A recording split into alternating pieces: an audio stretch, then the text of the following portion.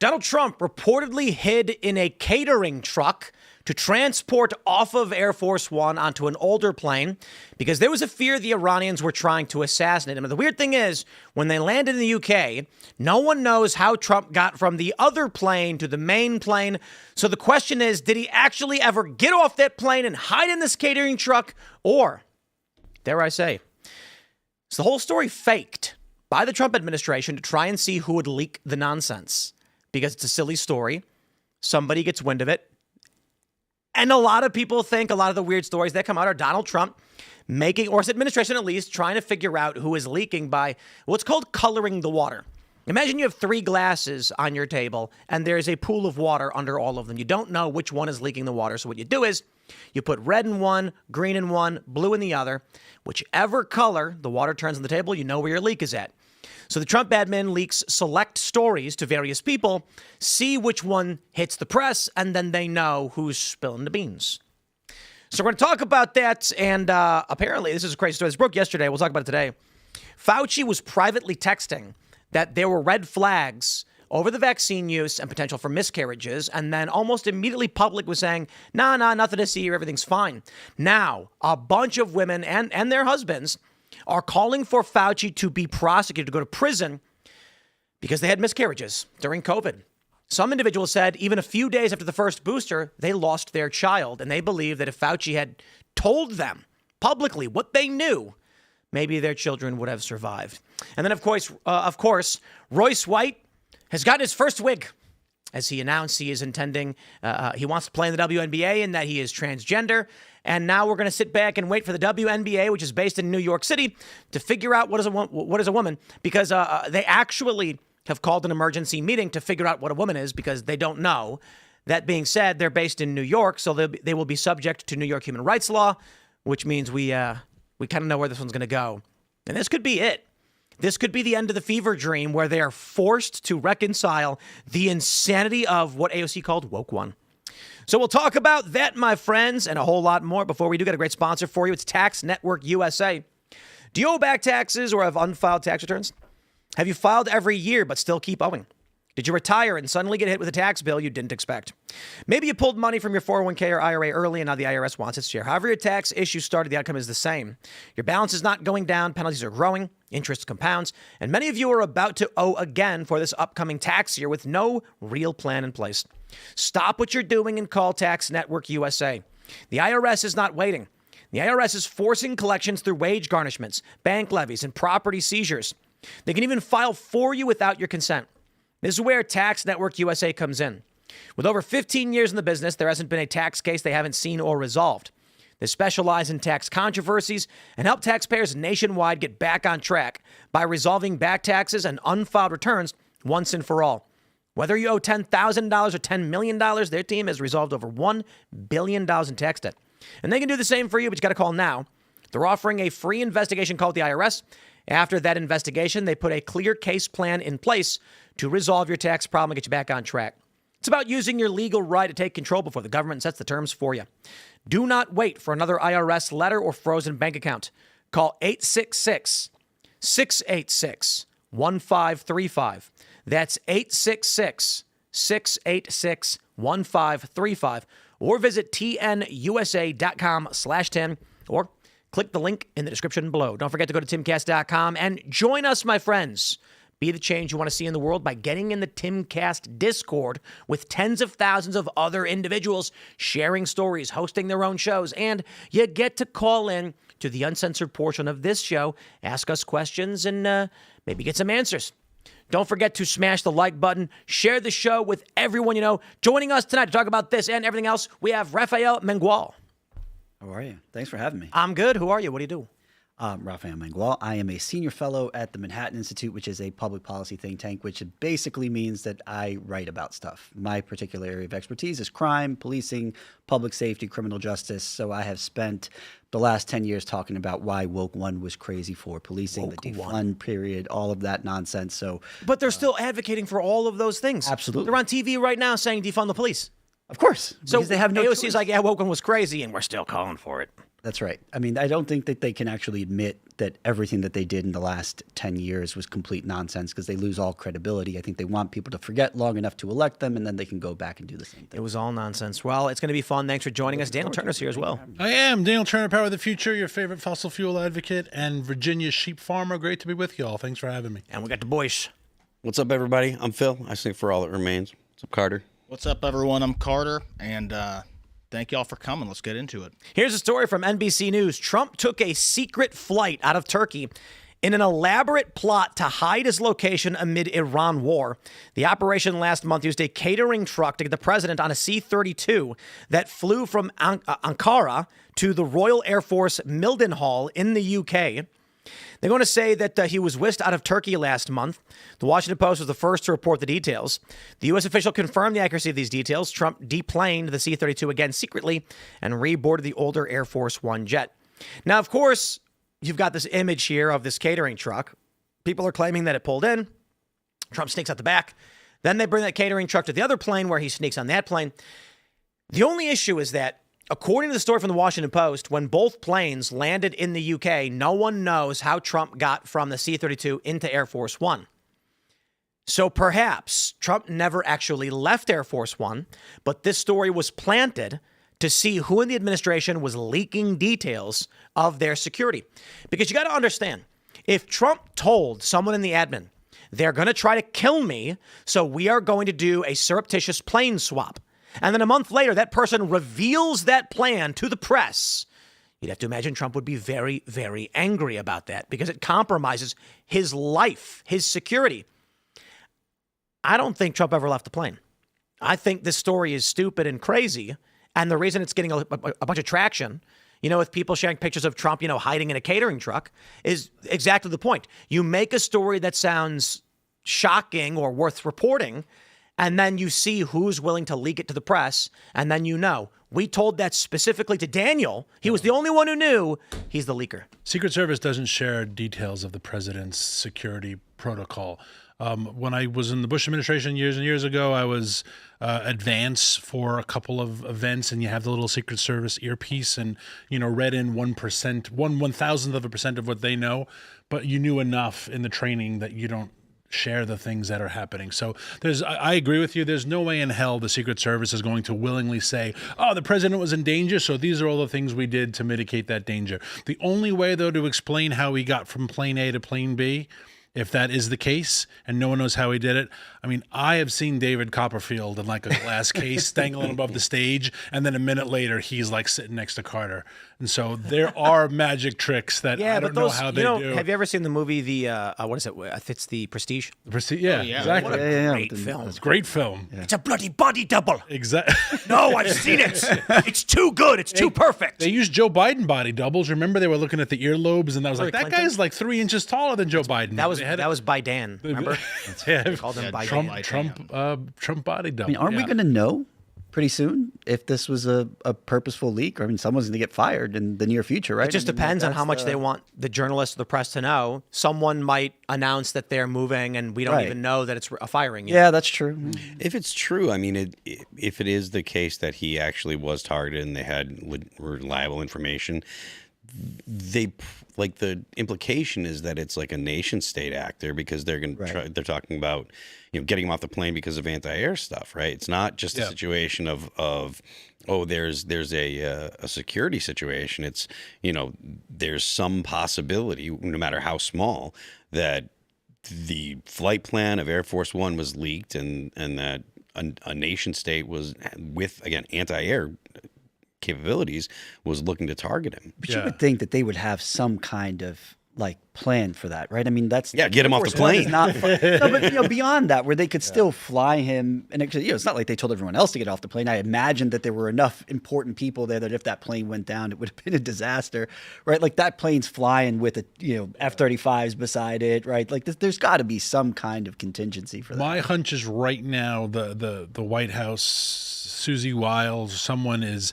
saying, all right, well, here's the story we concocted, and we know he leaked it to Tim and suddenly we see it all over the news, and now they're going to call Tim to the office and be like, listen, brother, so here's the deal, and now this is what you're going to do for us. We're not going to ruin your career. This is what you are going to do for us for the next 2 years. It's not just about the leakers in the administration. I'm pretty sure that people have tried leaking stories to me to get me to report things that were ridiculous to see if I would take something salacious. Anonymous sources say. I mean, because they're obviously we're in the Beltway. We know a lot of people, and I've had people come to me be like, "Hey, I got a big story, and this is the thing," and I'm like, "That sounds crazy. I'm not gonna run with that." And then it never happened. So I had theories that the administration is like, who's willing to accept leaks? Right. Who can we trust? Because if someone's leaking, what if some of the what if will Tim Pool go on a show and say some crazy story about Trump citing this leaker? And then, if I can't verify it by a single source, I don't go anywhere near it. Well, sad source, though, for the Trump administration since 2015 is they don't need to have verified sources. You just say, someone told me that he got a bed with a bunch of Russian hookers who peed on it, and they're like, oh, my God, that's the story. You don't have to verify things when it comes to President Trump. That has been Remember the elevator? For 12 years. Yeah. The elevator story?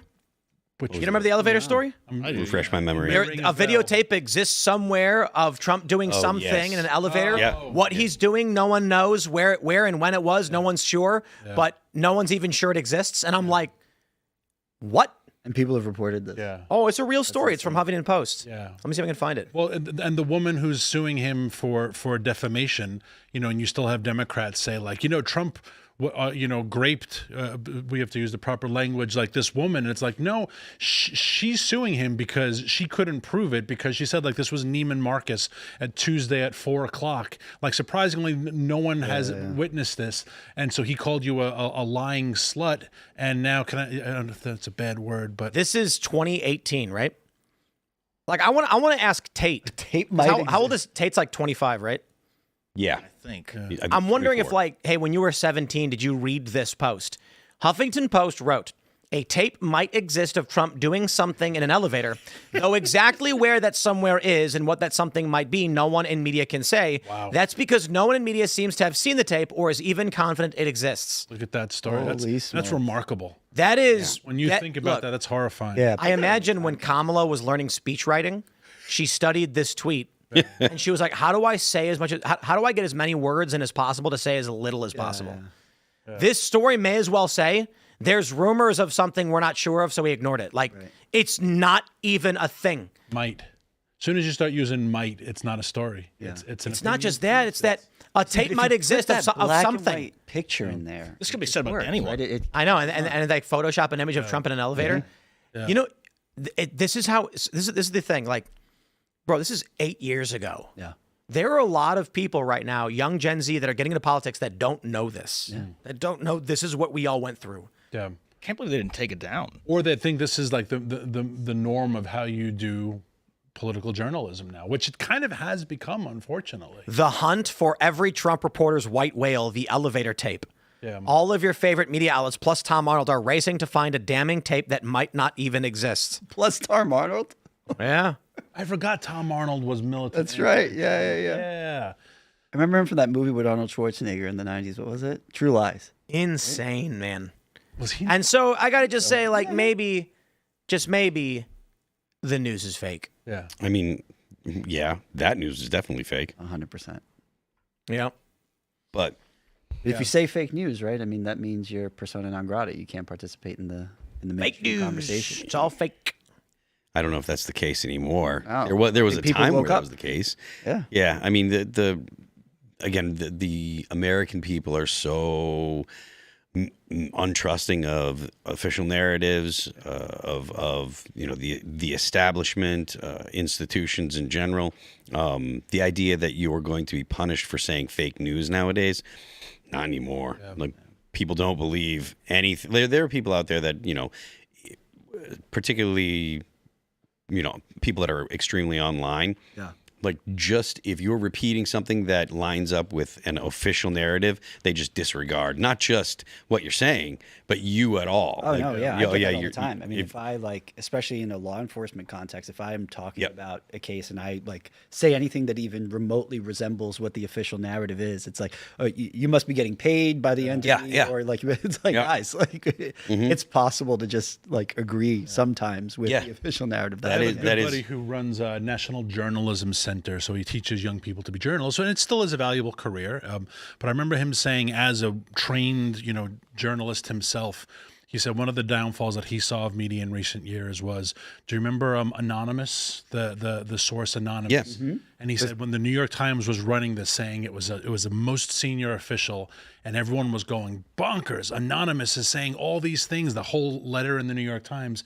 And then it turns out it was like this, like kind of low-level junior staffer, and he was like, "That the New York Times lied to us that blatantly and said this is a high-ranking Trump official." He was like, "For me, that was the end of trusting the Times. Like their editorial staff has to have looked at that and be like, Well, let's just lie and say it's think- high-ranking." Think about this.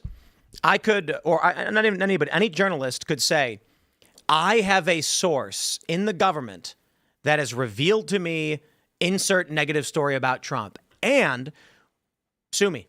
Because when you do, I'll say, I won't give up my sources. Right. And they'll say, we're going to hold you in contempt. Then so be it, because I will never reveal my source. And the truth is, there isn't one. There never was. One of my favorite sourcing techniques is you'll hear a story and it'll say, like, a source close to Nancy Pelosi's office reveals that Donald Trump was seen kicking puppies. And the source close to her office is the homeless guy in the alley who is physically close to her office. And they won't tell you that. They'll just say a source close to her office. No, it's insane.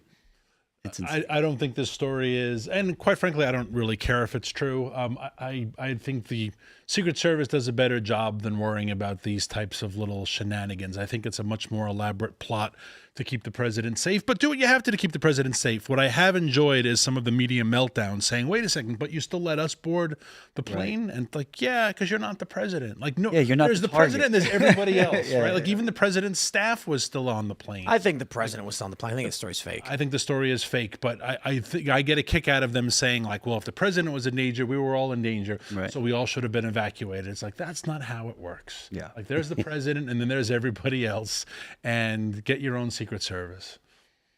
Yeah. It's salacious, though, the idea of Trump sneaking into a catering truck and then being whisked away. Yeah, It's funny. it You know, is. It is but kind of funny to imagine, but he like, went out the kitchen. but also at the same time, I mean, like, this is a guy who's had multiple attempts made on his life. God, yeah. Recently, he got shot in the head, literally. Yeah. Like, Harrison it was a Ford nicked his escaped in ear, a but- pod, remember? Harrison Ford got in the That's little right. pod and then Movie, shot down. And Well, he didn't actually get in the pot, though, right? He stayed on the plane and then fought them. that's right. Yeah. He stayed on the plane, Then so he yelled, tried. They "Get tried off to have my him plane, escape. and then he kicks Yeah. the guy up. And again, if you're, if we're going to, do the dangerous work of believing the official story, this isn't the first time that since the Iran war started, actually, maybe even prior, but Trump is alleged to have been targeted by Iran before. Yeah. So look, whether or not you believe the official story, it's completely within reason to think that Iran is looking to do this. Sure. Look at how many of the leadership of Iran the United States has managed to take out in multiple different ways, whether it be the big strikes that the two, well, since February 28th or last year, or when they got the leader of the IRGC when he was in Iraq, when they shot the Ginsu Hellfire at him, the one that doesn't have any explosives, that just shoots knives out the side, which, I mean, I'm surprised as hell that exists. But at the same time, it's like, if you're looking to reduce collateral damage, if you're not looking to blow things up and you want to be able to just target the one person, that is, as far as war goes, that's probably the most responsible way the United States has ever dropped a bomb in its history, right? Is it a bomb if it doesn't explode? Well, targeted attack, I guess. Mission. And they have secretly moved the president before, right? Remember when Bush went to Iraq during the war, I think for Thanksgiving, and afterwards they said how clandestine operation. He did fly on a Air Force like fighter jet, rode shotgun basically, and obviously dark of cover. But they told all those details after the fact when the president was back in the White He House. flew in a fighter? I don't. Well, he was a yeah. pilot. Really? Right? The father was. No, father was. W wasn't. W but wasn't? Yeah, like they flew Air Force One to, I think, like Greenland, and this was all at like 2 a.m. Yeah. And then he took a fighter jet, landed in Baghdad or something like I wonder if that was his idea. How about if you just fly me over there with a fighter? That's the coolest Uber ride ever. They have done secret stuff for the president, but Put me in an this story, F-15. Plus, I also don't think they would give away the tactics. You know, Right. like No. now we're going to always be targeting. That's something that's always bothered Catering me trucks. about reporting like this. Right? There's something un-American about it, where you're reporting on the tactics that we use to maintain national security, to keep the president safe. Right? It's like, even if you thought it was a good story, I don't know. Isn't there something that suggests that you should just keep it to yourself for America's sake? Like, are you not an American first? Yeah. No. One only wonders if the terrorists know about the open vent in the left closet. You know? Right, It's like, yeah. Oh, good.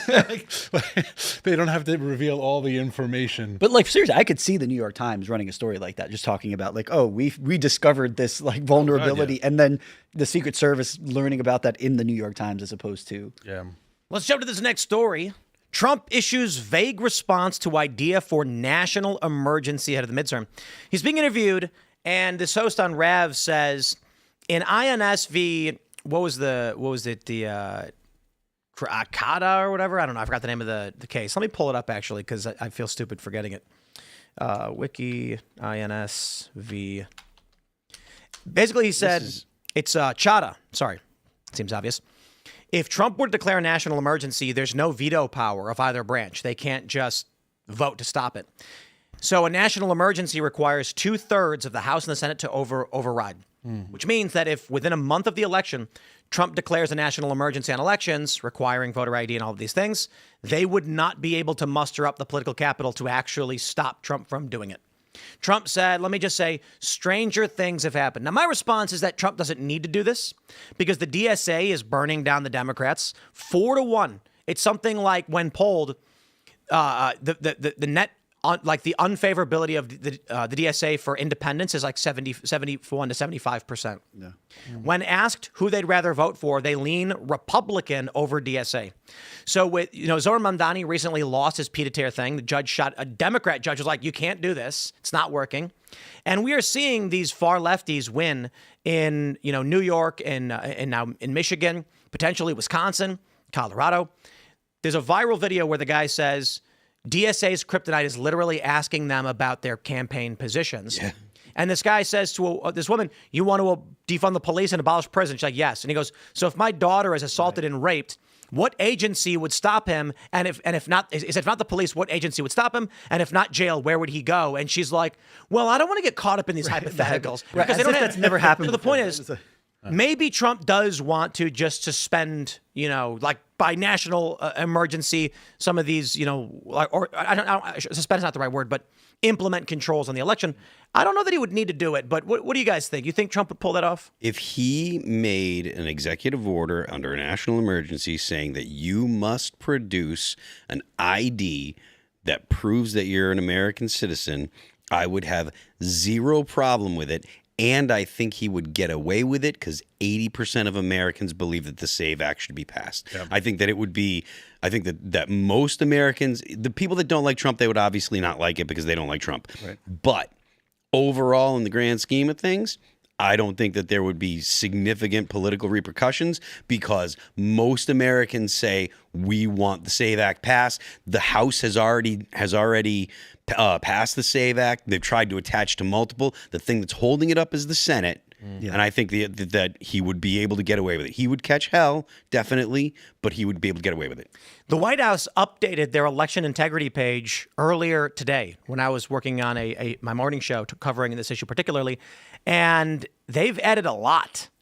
Good. It does look like there's a possibility that with Trump's address and all of these issues, the White House is laying the groundwork to be able to declare a national emergency, saying, look at the evidence we have of non-citizen voters, non-citizens on state voter rolls, the Oxford comma documents, Maricopa data breach, March toll, DOJ, and DHS election enforcement actions. When you look at this map they have of all the enforcement actions they've done, it looks like he might say, we have 47 lawsuits right now over all of these issues that have not been resolved. We must declare an emergency. Otherwise, our election is compromised. Yep. You see some of the most vocal opponents to this law The first one I go to is Michigan Senator Elise Slotkins. And she won by something like 60,000 votes for her Senate race.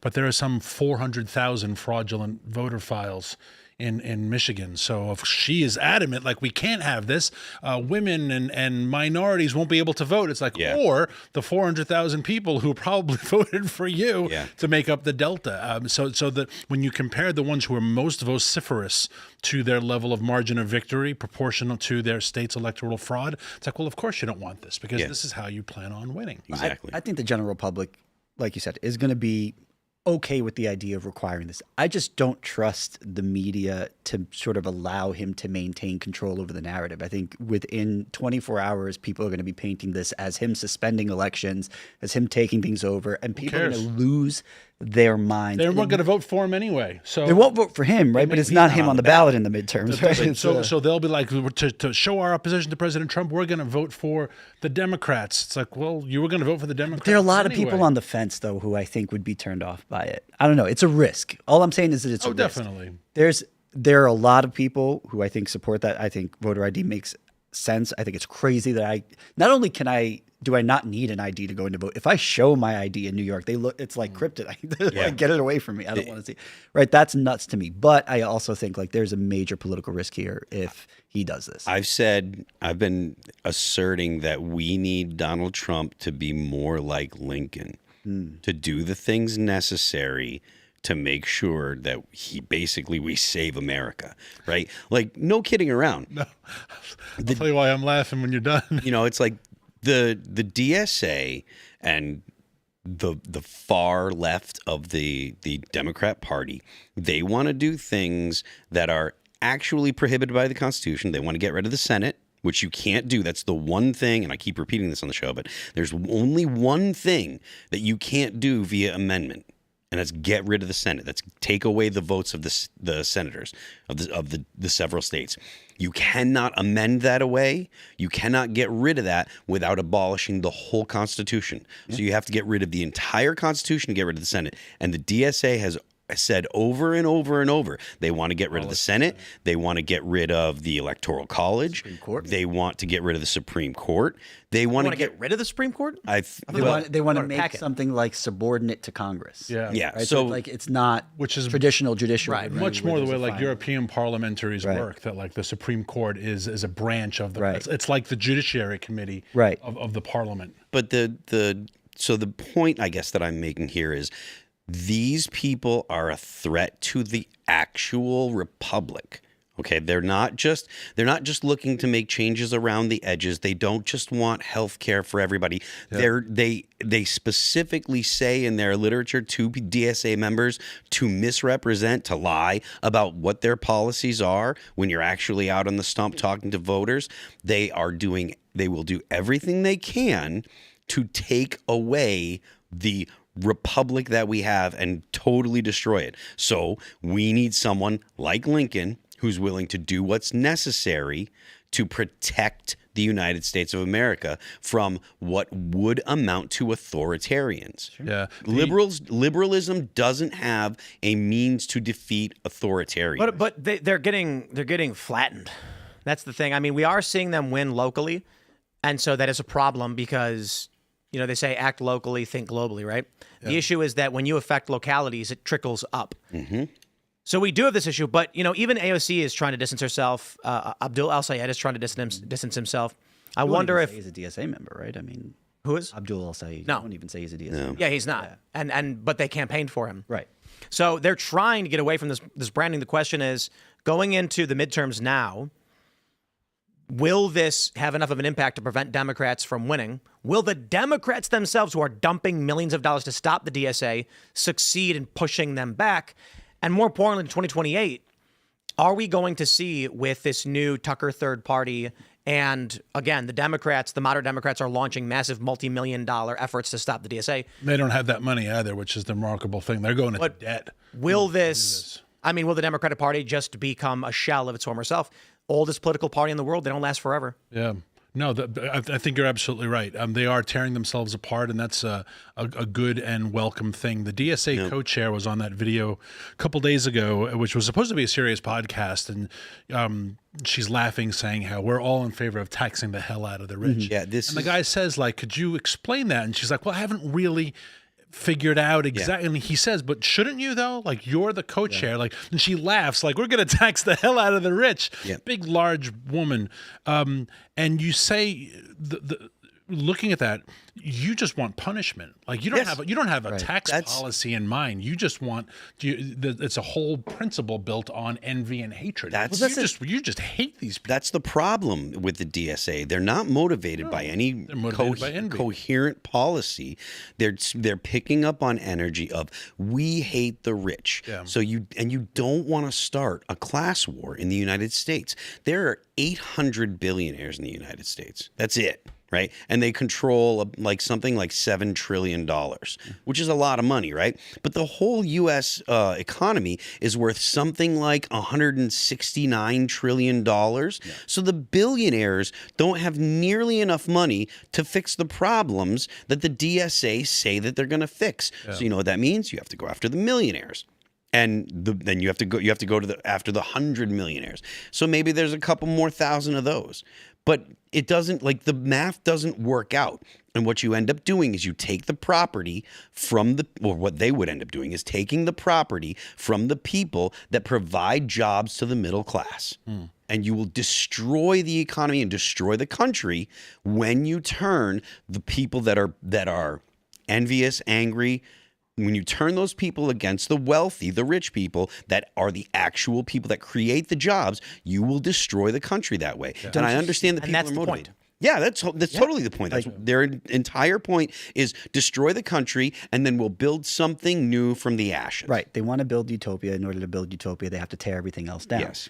But the Democratic Party's biggest problem is that they don't have any real principles that they're defending here, right? They have spent the last generation or two essentially just chasing power for its own sake, which means that they don't have a coherent response to the DSA, which actually does have a mission statement that people are sort of getting behind. Yeah. It's inspiring to people. They're building community around these things, right? Even if they haven't thought about the ideas themselves, there's like this sort of communitarian aspect where it's almost like a club of membership, and it's fun and people are making friends and dating. And, what's the Democratic Party's answer to this? What exactly are they defending against the takeover from the DSA? And they don't have that real statement of principles that sort of distinguishes the Democrats. Them from the far left.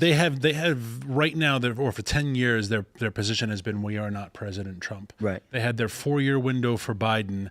And if there were successes out of that, they would run on it. And when they had the chance to, which was Vice President Harris, even she wouldn't run on it. Yeah. She talked about what we will do going into the future. It was like, well, this is where we are now, and this has been your administration. The borders, the economy. It was like, yes, but time to turn the page. And I forget what interview that was when she said that. And the moderator, surprise, look, Tim, there are still a lot of journalists out there. The moderator was like, but turn the page. But this is your right. page. And she was so like, and she just laughed. Yeah. Right. That's the problem, is they don't have a message other than we hate President Trump. Now that may work, but it's been 12 years of that. It's worse. So boring. But it's worse than that, because it's not just that the Democrats don't have a message. The Democrats have no way to defend themselves from the far left. And they don't have a way to do it without sounding like the right. I mean, that's what exactly. are the... I'm serious. Like, you know what I mean? Like, what's the pushback on the DSA's economic plan? That's why, if not a free market statement of ideals, right? Like, that's why they're going to lose. The DSA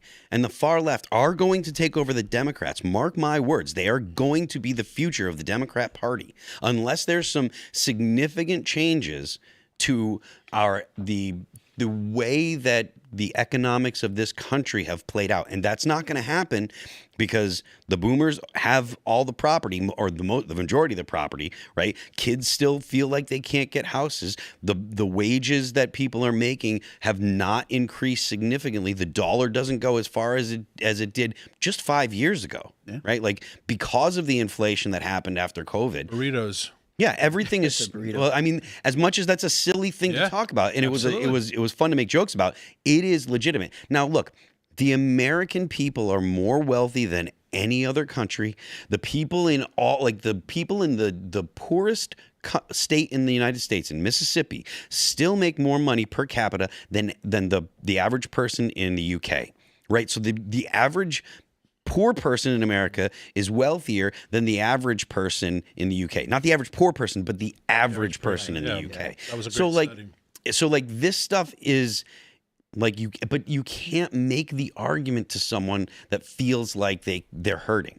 The DSA are going to take over the Democrat Party because the Democrats don't have the thick skin that the Republicans have. Look, you can go back to when George Bush or Mitt Romney were running and they were being called Nazis. They were being called racist. Republicans, conservatives, we have very, very thick skin to this stuff. We can just be like, whatever, we don't care.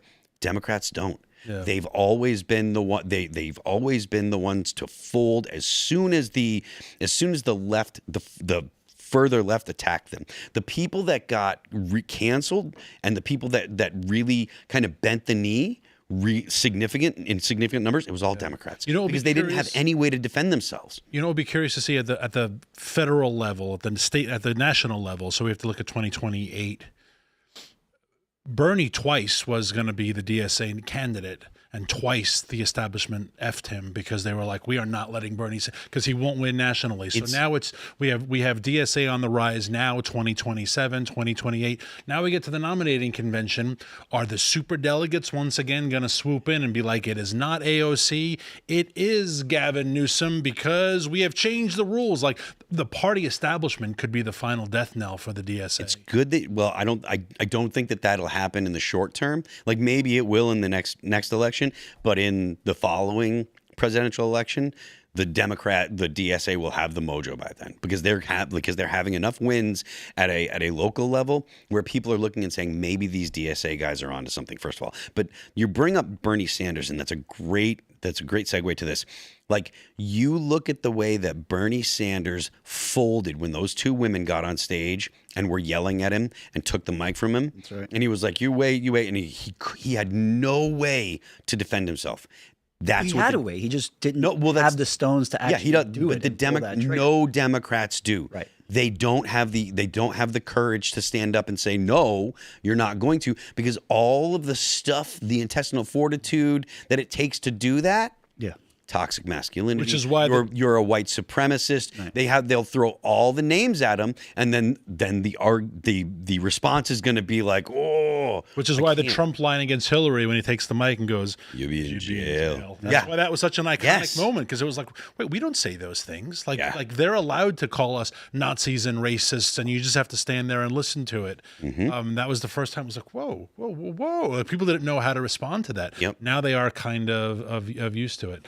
It's also why, Tim, you were saying how they want to abolish everything, right? And abolish this and abolish that. It's also why abolishing the Electoral College is so important, because the Electoral College will protect the nation from, but not if it's gone. Right, if it's just popular vote, then the Electoral College is one more check. Shows you the genius of our founders, right? Who thought like we could have some crazy thing. We could have a monarchist populist movement, and we don't want that. So the Electoral College we don't protect. No, I'm saying the founders back in 1776. No, I'm a monarchist. Are you actually? As long as the right person, as long as it's the right one. Me. The thing that bothers me about like the push to abolish everything is the hubris that undergirds it. Yeah. Right? Like the DSA types think that they are the smartest people in the world insofar as they believe they've actually discovered the solutions to poverty, economic inequality, predation, all of these things that have characterized every human civilization that's ever existed at every point in history, everywhere on the globe. They think, oh no, we can figure it out and we can usher in utopia if you just give us enough power. Like, not enough people understand how insane. Do they really think that? I don't think they actually think that. They think that. I don't. I spent because I think we were going to say the same thing. I've been in their planning meetings. I've been at their protests. Yeah. And there certainly are the low level people, but those are like, orcs and Urukai. Yeah. They're not, they're not the Nazgul, still servants, but cognizant of what they're doing. These people that I've met will explicitly tell you to your face, these are mechanisms by which we can strip the confidence in the system, burn it down, and make something different. No, yeah, I think that's what they want to do. But I think they believe that the different thing that they make is going to be effective. It's going to be good. It's not going to be characterized by Every the same problem socialist that they in pointed to. history has thought that. The reason, Right. I disagree. And the reason why is during Occupy Wall Street, when I was at the planning meetings for these facilitators, they would like to say in the press, we're going to flip the pyramid over. Yeah. To the average person, they imagine you have a pyramid, you flip it over, the working class are on top, and the landlords and the builders are all on the bottom, and there's very few of them. I was the only one, I guess, with multi-ordered thinking, and said, when you flip a pyramid over, the bricks crumble and it forms just a shittier pyramid. And they were like, right, but we're on top. Yeah. Right. Literally, the plan is you have all the working class on the bottom, you invert the pyramid, the bricks crumble down, and those that can remain on top will be us. Right. They were under no illusions they were going to solve any problems or fix anything. It was, this is how we become billionaires. This is how we become rich. Yeah. It's wild. And this is why when people say like Bernie is a socialist or a communist, I often push back and say he's really not. He's a party leader, because communism is awful if you're stuck in it, but communism is great if you're the Communist Party officials. At the height of the Soviet decline, which is one of my favorite oxymorons, at the height of the Soviet decline, the party leaders never wanted for vodka or caviar or blue jeans or rock and roll, right? So like Bernie sees himself with his 4 mansions and his private jet use, like I want socialism for everybody, but not for me. Like I'm on a private jet. And when he was asked about the private jet, he said like, do you really think I'm going to be on United Airlines? Like he was adamant that like, do you know who I am? I am not getting on United Airlines. So they don't really want even socialism. They just want it. They want power. Themselves. Yeah. They want power. Yeah. Everyone envisions the revolution being like, we're going to overthrow the czar and take the palace, and I'll sleep in his bed. Yeah. Right. But I'll tell you what, they do have a ton of true believers. I mean, because I have been just absolutely floored by some of the things I've heard. I was at UC Berkeley a couple years ago with the great Heather McDonald. We were debating these police abolitionists. Oh boy. And it was, I mean, throwing us to the wolves. I mean, we were. You got out alive though. So we did. I mean, look, none of them lift or eat any protein, so like, it's fine. They're not all that dangerous. But no, I mean, like, I remember debating these police abolitionists. They literally got up and said, well, look, we're the hopeful ones. Like, if we can just give people everything that they need, no one will ever need to commit a crime. And it just never, they have no grasp, no sense of what human nature actually is, which is really the divide between left and right when you boil it down. It's like, it's just a fundamental disagreement about human nature. I actually think by modern standards, the way we use the words left and right, it means, are you in the matrix or out of it? Right.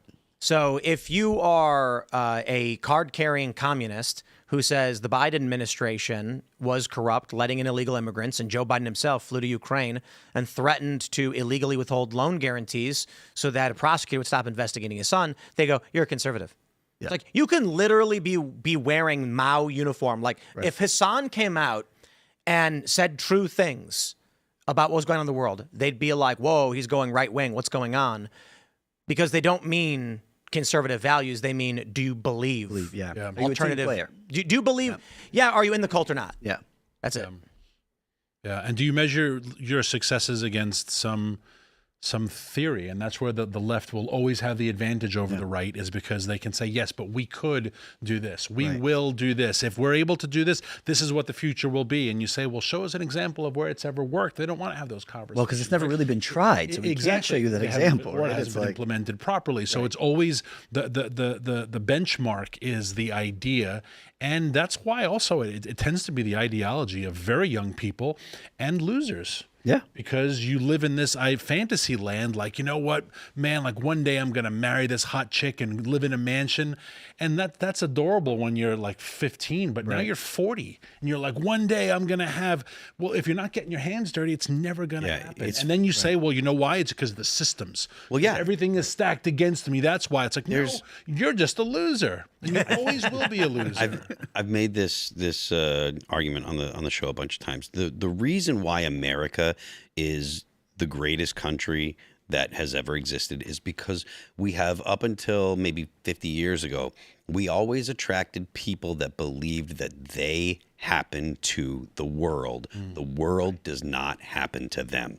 People that wanted to come to America, they wanted to come here because they believed that they could make something of themselves if they could just get the yoke of the government off of them, get the the Lord or whatever off their back, they could do something in the world and they would happen to America. And because when you have a country full of people that are willing to take big risks and take the chance that they can happen to the world, they can do something great, you're going to have an outnumbered amount of people that succeed at that. When you have people coming to the United States that are looking for someone to take care of them, you fundamentally change what America is. And people that are on the left are not people that believe, generally, are not people that believe that they happen to the world. They believe the world happens to them. The reason that I haven't been successful is because of some outside force. Yeah. It's not because that I've done something. Yeah, it's exactly. It's an easy explanation, right? It's the fixed pie fallacy, right? If I don't have it, it's because someone else has that thing that I deserve. But I think a lot of people are just turned off by the fact that they're experiencing downward mobility for the first time in a string of generations, right? I mean, you have people who, for every generation, we always expected to do better than our parents, and now these kids had everything going into childhood and through childhood. They're going to school, they're getting degrees, they're checking boxes, but they're not living in the 5-bedroom, 3-bathroom house that I they think that's saw a in myth. Seventh Heaven. I think it's a myth. Why? Because you had a Great Depression, then you had 2 world wars, then you had the Cold War with multiple proxy conflicts and conscription in the Civil Rights era. Yeah. Every generation in the past 100 years was going through some violent conflict. Yeah. No, I'm not saying that they're right. What's really happened, in my opinion, is that millennials grew up in the 90s watching a massive economic expansion after the fall of the Soviet Union and U.S. global New World Order dominance. And it was really good for like 10 years. And then things started to retract again. And all of a sudden they were like, how come things are bad now?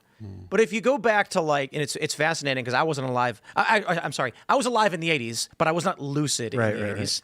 And what were the interest rates? Like 12 to 20%? Some insane. My parents bought their house. Inflation was like 15%. 18%, I think they hit. Just psychotic inflation. Yeah. And I know that the DSA people like to look back at and say but the buying ratio was like 2.5 times your yearly salary to buy a house. And I'm like, yes. But every generation has its principal challenges. So sure, but the boomers got drafted and went to Vietnam and came back with PTSD and all of that stuff. And you had the Korean War, and obviously you go back further, you had the World Wars. There was bad stuff happening to everybody the whole time. And what happens is we look back on history with rose-tinted goggles about we only see the beauty of it and we ignore the problems. Now, I would say the problem of the DSA is they're liars. So they romanticize the good economic things they can find, and then they demonize the cultural things, and they like to simultaneously play this game where they say, when was America ever great? Yeah. And the response you should have is, when you, DSA, posted that the price of a home, on average, was 2.5 times a worker's salary. That's what we're talking about. But the problem is when you say we want to make America great again, they go, you mean like the Klan? Right. Yeah. And it's like, okay, you want to. That is the dark side, right? I always try to look on the bright side of things. You hope for the best, prepare for the worst. So when I say America used to be great, I am not talking about the cultural issues. I'm talking about the economic stuff. The war was bad. Civil rights stuff was crazy. When the left does it, they invert it. Mm-hmm. When they say America is, they talk about all the bad things and ignore all the good things. Yeah. Today, they don't talk about the good things, they only talk about the bad things. Right. And the frustrating thing is you can't have a serious conversation, even on this type of a podcast, because when you have one of their leaders, who is Congresswoman Ocasio-Cortez, and I know we'll get to her in a second, but when she says things seriously like, well, the Senate is like a remnant of Jim Crow. Wait. That's did she actually say that? Oh God, yeah. That was Senate. That was a couple days ago. The Senate is like, or she said, a relic or a vestige or a product of Jim Crow. And you say, not only are you 150 years off his... I was going to say, yeah. 150? I mean, the Senate... Let's go back to the concept of the Senate as the Founding Fathers proposed it to ancient Rome. Ancient Rome, even more. You're a few thousand years off, lady. How do I begin to debate with you? Like the Senate is a product of Jim Crow. Like, I don't... So you would get so caught off guard by the asininity of that that now she's won, and people are laughing and they're like, "Woohoo, Jim Crow!" And you're like, "I don't have a retort because I'm." Well, the real problem is that we let anybody vote. Yep. Yes, which is why we need the executive order. What I was laughing at when you were speaking, and I don't want to interrupt you, is I've been thinking in my mind of a campaign to sort of reclaim the phrase dictator from the ancient Rome. Like the dictator was a great title. It was a noble title. Cincinnatus, right? We need Jeremy Ryan Slate here to he'll give us the example, right? Like dictator wasn't a bad phrase, and now we've made it this pejorative. He's a dictator. It's like, well, if you know your ancient Rome, like the dictator came in these crucial moments for a temporary period and was like, whatever I say goes. Everyone shut the hell up. We're going to fix things. And I'm like, I kind of want to go back just like a little small period of time. That's why I say we need another Lincoln. Yes. A lot of people are throwing around some names that people talk about Pinochet and make jokes about helicopters, and they talk about like Franco and stuff. Friday, Jack Sobich was doing that. Yep. Look, Franco stayed in position of authority in Spain until he died. You don't, and then it just melted into a republic. But he also invited back in the monarchy, though. Hold on, but Americans think of fascism and they think that it's bad, right? And that's not going to change. Yeah. You're not going to convince your average person that fascism is good. You're just not. Like, and messaging is everything. So there's a distinction between Spain and Italy. yeah, well, Spain, Italy, and to be honest with you, the Nazis were fascist. They were a special, unique kind of fascism, but they were also fascist. So, like, I don't agree with that. the American people think of Hitler as a fascist. I understand that. The point that I'm making is about messaging. Agreed. I'm just saying I think we want to make sure, they also say 2 + 2 = 5. On these leftists, fascism and Nazism were distinct. There's a plethora of right-wing ideologies, and authoritarian ideologies. But it's like all Mustangs are Fords, but not all Fords are Mustangs. But so the point that I'm making is we shouldn't be talking about Franco. We shouldn't be talking about Pinochet. We should be talking about Lincoln. Because every American thinks of Lincoln as one of the greatest presidents that we've ever had. And Lincoln was capable of doing what was necessary to save the Union. And that was the way that he looked at it. So if you make the argument, we want Franco Friday, we want Franco, we want Pinochet, no, we don't need that at all. Sure. We need another Abraham Lincoln. Abraham Lincoln is on Mount Rushmore for a reason. Americans think of him as a great man, and everybody knows that he suspended habeas corpus. Everyone knows that he put some journalists in jail. But they're fine with it because he saved the Union. We need another Lincoln. And that's a message that Americans can get behind. The very first Republican. Yeah. That's a message that Americans can get behind. Hasn't Trump tweeted a couple times that quote of he who saves his nation breaks no laws? That was Napoleon, right? Yeah. He's posted that a couple times on his official account. He's right. He is right, 100%. Yes. Abraham Lincoln was nuts. He arrested a third of the Maryland legislature. He suspended habeas corpus. Maryland. I mean, sure. That's Maryland. Because Delaware and Maryland were slave states. He said, iron fist for all of you. He conscripted people. He threatened to imprison a sitting Supreme Court justice. When he suspended habeas corpus, he did so with no constitutional authority. The Constitution reserves that power to Congress. And after he eliminated his enemies in the opposition, he then had Congress retroactively approve what he did 2 years later. Yeah. He arrested those who opposed him and then said to Congress, now I want you all to vote that I'm allowed to do it. And they were like, yes, absolutely. And he is the most popular president in American history. Yeah, he did what was necessary to save the Union. And everybody, like I'm going to say it again. I'm going to keep saying it. Messaging is the most important thing. Sure. It is absolutely the most important thing, because if you get the messaging right and you get the American people on your side, the president can do whatever he wants. You tell the American people the times are not analogous, right? I mean, like you can't.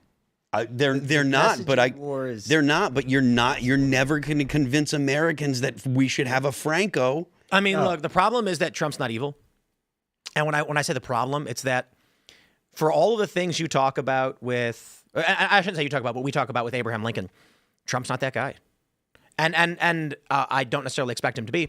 When we saw this ICE action and they were ramming vehicles, and there were, armed individuals. Like, the Preddy guy was kicking vehicles, screaming at him, showed up to a law enforcement action armed. I'm not suggesting what happened to him is a good thing. Of course not. But these ICE operations are not community control, where dudes come out wearing windbreakers unarmed to fan protesters back. This was armored law enforcement going after rapists, smugglers, coyotes, cartels. And these activists were showing up to obstruct this. To put this in a way that liberals could understand if they'd actually listen, imagine an undercover cop tipped off a bunch of SWAT that there are dudes that traffic rifles, that traffic women and smuggle cocaine and drugs, gangbangers, mafiosos. And they were like, all right, we're going to go in and arrest these guys. And then a bunch of leftists showed up, and a couple of them armed, screaming at the face of the cops, walking up to them. They don't understand these ICE operations are not just like, we're going to go knock on a door and arrest some store worker. They don't understand this. I said at this time, if Trump were to suspend habeas corpus along like a particular rail line, saying we are going to be dispatching ICE along these federal highways and these rail lines, and because of the terror that we've seen with the car rammings and the shootouts, we are suspending habeas corpus on this federal jurisdiction exclusively to allow federal forces to go in and stop this from happening. That would be the same thing Abraham Lincoln did. And when I have this conversation with people, they go, it was a civil war, Tim. Incorrect. When Abraham Lincoln suspended habeas corpus, we had not yet entered the Civil War. Now, let me pause. Historically, when we look back, we say the Civil War began the Battle of Fort Sumter. Not back then. Back then, even after Fort Sumter, they did not believe a civil war was even possible. Now, later on, we say that's when it started. So they have the Battle of Bull Run where people are picnicking. It took over a year before they started saying there was a civil war. Let me put it like this. How could anyone in the United States, or the Confederacy for that matter, have thought there was a civil war before there was conscription, conflict, and a suspension of habeas corpus? So you have this moment before Lincoln gets in where 7 states secede. Lincoln then gets in and says that's not legal. Nobody's fighting. Fort Sumter happens. Technically, nobody was fighting. Shots were fired, but only one person died accidentally. It was largely viewed as just this weird one-off. The Battle of Bull Run happens, and people are getting killed, and it's merciless. People picnicking, panic, and run. Even then, it's still viewed largely just like a riotous conflict. One fight make a war does not, right? How could any of the people in the entirety of the United States been like, we are now in a civil war, when you did not have military rising up, armaments, blockades, suspension of habeas corpus, arrest of politicians? It became wartime because Abraham Lincoln made these moves. To put it simply, there would be no civil war if Abraham Lincoln decided there would not have been one. The war began. There'd also be no union, though, too. Right? There would be a Northern Union, whatever you want to call it. The war began because Abraham Lincoln said, I am going to rally troops and go and shoot the South so that they'd bend the knee. Because the South just said, hey, guys, we're out. There was no fight. Abraham Lincoln had a choice. I will start the war. Now, you can argue the catalyst of the war was Southern secession and slavery. I got no problem with that. I'm saying fighting only began when Abraham Lincoln said, we will now fight. And the fighting began after the suspension of habeas corpus for the most part. So if Trump were to say we're suspending on federal highways because we need to get our federal units, ICE agents in safely and securely, so we're going to be commandeering this roadway, that would be on par with Abraham Lincoln. And imagine what they'd say. What the left would say if Trump did that. To your point about Abraham Lincoln, or not Trump not being Abraham Lincoln, I think you're right. But at the same time, the stuff that's the issue that started this particular part of the conversation here, Trump possibly making an executive order, that's the kind of moves that you need, that I'm referring to, I think that we should see, right? Because again, the DSA is a threat to the republic as it stands. And the delta is that if Trump were to sign this executive order, it is just an affirmation of upholding principles. Yeah. Whereas what Lincoln did is like contrary to the Constitution and the Magna Carta. It's an affirmation that the American people largely support. overwhelmingly support. Well, I think people in general do. The issue is, let's just cut to the chase. If the United States, the wealthiest country on the planet, had a balanced economy, that is, you felt that you could attain social goals and access to resources, no one would care if Trump was a king. Well, to be fair, the left is psychotic and would lose their mind over Trump. My point is, if a new individual arose and declared himself king, let me go the other direction. If the Democratic Socialists burned down the institutions, conquered D.C. with physical violence, and we were all like, that's it, we've lost. But instead of gulags, they actually reformed government so quickly and miraculously that our standard of living skyrocketed. We're all in flying cars with free health care. We'd all be like, wow, I guess we were wrong. If life genuinely was better for everybody and there were no gulags and no prisons and all of the recidivism just dropped to zero when we abolished prisons, the right would largely just be like, okay. And the evidence for this is literally everything the right has done every time there's been change in a positive direction that has benefited the American people. Conservatives have eventually just been like, okay.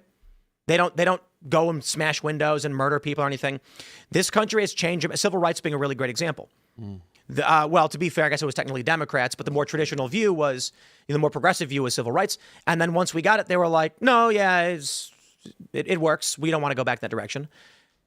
I don't think the DSA would actually succeed in these regards. No. But my point is, if we had a king, I got to throw it to Marvel. Because these thoughts and ideas have already been hypothesized by man in our creative works, and that is Dr. Doom. We're going to have this movie coming out in December, but for those who are not familiar, you all know who Dr. Doom is, right? I have no clue who Dr. Doom is the bad guy from the Fantastic Four. Okay. He's a dictator from an Eastern European country called Latveria. Not real, of course. And initially, when they write these characters, he's a one-dimensional villain.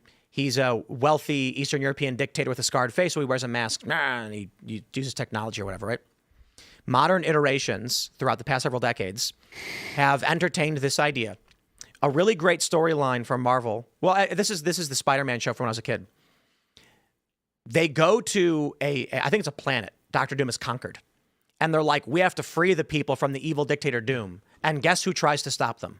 The citizens of that planet being like, are you nuts? He saved us. Everything's great. We're all rich now. He's fixed everything. And they're like, but he's evil and he wants to take over the world. And like, yeah, but he was good at it and he was right. I think that's an excellent point. We would all easily, if justice was just, if the economy was good, we would not care if we had a dictator king and let's call it patriarchal monarchy with ascension by combat. We would literally just be like, as long as the economy's going, I guess.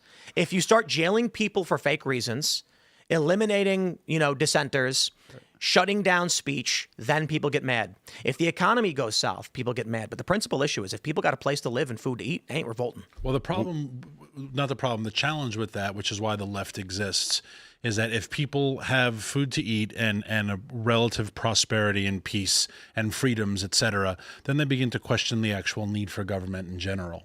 And you can't do that if you're a Democrat, because your entire existence, your raison d'etre is government, right? So you need people to be in a certain level of misery and stupid, because I will fix your schools if you elect me. You need them to be broke because I will give you food stamps if you elect me. Your health care is crap.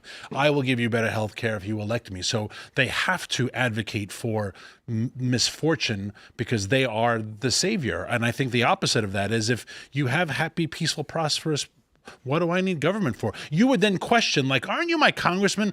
Why? What do you do? Like, how many, you'd go to the county executive office and be like, all 400 of you, what do you do for, like, why are you here? Like, I don't need you. Like, I can build my own shed. I don't need your damn permits. I don't need your permission to send my kid to that school. And then the whole structure begins to crumble. So it's essential that people have a certain level of misery because it empowers government, and government is all they care about. I'm gonna take it to the most extreme of political places I can. Every one of the people watching this show would gladly support lifetime God Emperor Ian Crossland. If his graphene-based economy genuinely improved their lives, guaranteed they had disposable income, life was good, their houses they added a second floor. If like, imagine for the average worker, and no, let's take this seriously. I'm half kidding, but imagine if I'll keep it in simplistic terms. Like, then you woke up the next day and your boss was like, "The economy's booming. Our customers are through the roof. We're doubling your salary. Prices didn't go up with inflation. You literally just were now like, wow, all of my bills and expenses are only 20% of my income and the rest is disposable for whatever I want to do." And so you have vacations, you have a 4-day work week, you work extra on your hobbies, you're building cars in your garage, you go golfing with the buddies, your kids are all, in fact, they're too fat and happy. You hire a personal trainer so that you guys all get in shape. You're like, this is fantastic. And all you have to do is accept Ian's graphene-based economy. People would be happy with that. They would accept dictatorship if it was functional. I mean, I think that's probably true because people believe they're voting for a king anyways. The way that people treat the president, the office of the president, like most of the people that are angry with Trump, right? The people that used to consider themselves former MAGA or whatever, they're upset because Trump hasn't done enough. Right. Nobody's upset with Trump. Nobody that voted for Trump is upset with Trump because he's done too much. Right. The only thing that the only thing that you could say that is the war in Iran. Right. Well, you know. Otherwise, it's all he hasn't deported enough. He's not doing. We're not getting the mass deportations. Even though, again, this is something that they're going to debate or they're going to push back on and say, well, you can't believe the government's numbers. Sure. It looks like there's about 3.5 million people that have been deported. They're deporting like 4,500 people a day, which is the most ever. And at that rate, you're looking at another 2 million or so, 2 to 3 million to start that'll get out before the end of Trump's term. So one of these big stories that we got right now is that Andrew Wilson and Candace are going to be debating the Charlie Kirk conspiracy theory, and I guess they said PBD is going to be the moderator. And just as an aside, I have trolled Candace's followers mercilessly because they can't read. But that's kind of the point of what I want to get to in this story and how it pertains to the structure of U.S. government, elections, media, and what's currently happening. So, of course, many of you know I put out a trolling tweet the other day where I was like, there's going to be a massive debate with a lot of money on the line, and I'm volunteering to moderate. And then bottom of the fold, at the bottom of the tweet was the issue of whether you can own chickens in the suburbs is massively important. And instead of actually reading it, all of the Candace people were like, Candace would never let you. And I got 3,000 replies about Candace, which I literally never even tweeted about her. It's fascinating. So then, even after I admitted what I did, I tweeted today, I have been chosen to moderate the debate. And at the bottom, I said, J.D. Vance's chicken ownership has been contentious, blah, blah, blah.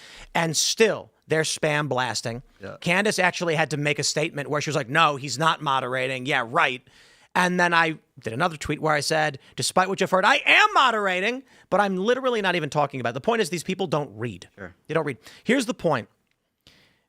In the early days, in the late 2000s, I was watching Alex Jones' Prison Planet InfoWars. And it was a lot of interesting things that he was right about and a lot of wackaloon nonsense. Remember when Alex went on Joe Rogan and talked about 5G towers, animal hybrids, interdimensional beings, and he said they're turning people into chimeras or whatever? That was the wackaloon insanity. At the time, what year was this? Was it like 2016 or 17 or something when that interview happened? Yeah. There is a contingent of people, and this is what Candace is tapping into. The only thing they believe is that those in power are lying. That's it. So in the early day, I don't want to say the early days of Alex Jones because the late 2000s wasn't really his earliest days. He's saying things that a lot of it was true, like atrazine he was right about. He was reading reports on this stuff. He was right about a lot. But when he started getting to the, let's just be honest, like the Sandy Hook conspiracy stuff, he captured a massive audience of people who just want to believe whatever the machine says is a lie. So now the issue is Trump has become the machine. That he's crushed the deep state. He's shattered USAID, scattered to the wind. And it's his team in charge now. Yeah. And so this same court of people is literally just in conspiracy land. The issue for us, and for a lot of people right now that watch this show, is that we're in fact land. We don't always get it right. We often get it wrong. I don't care if it's Trump or Hillary or Candace or anybody. If they are saying something that is true, I will say, yeah, they're probably right about it. But this contingent of online conspiracy people will just say, no, Trump's wrong now. He is Epstein.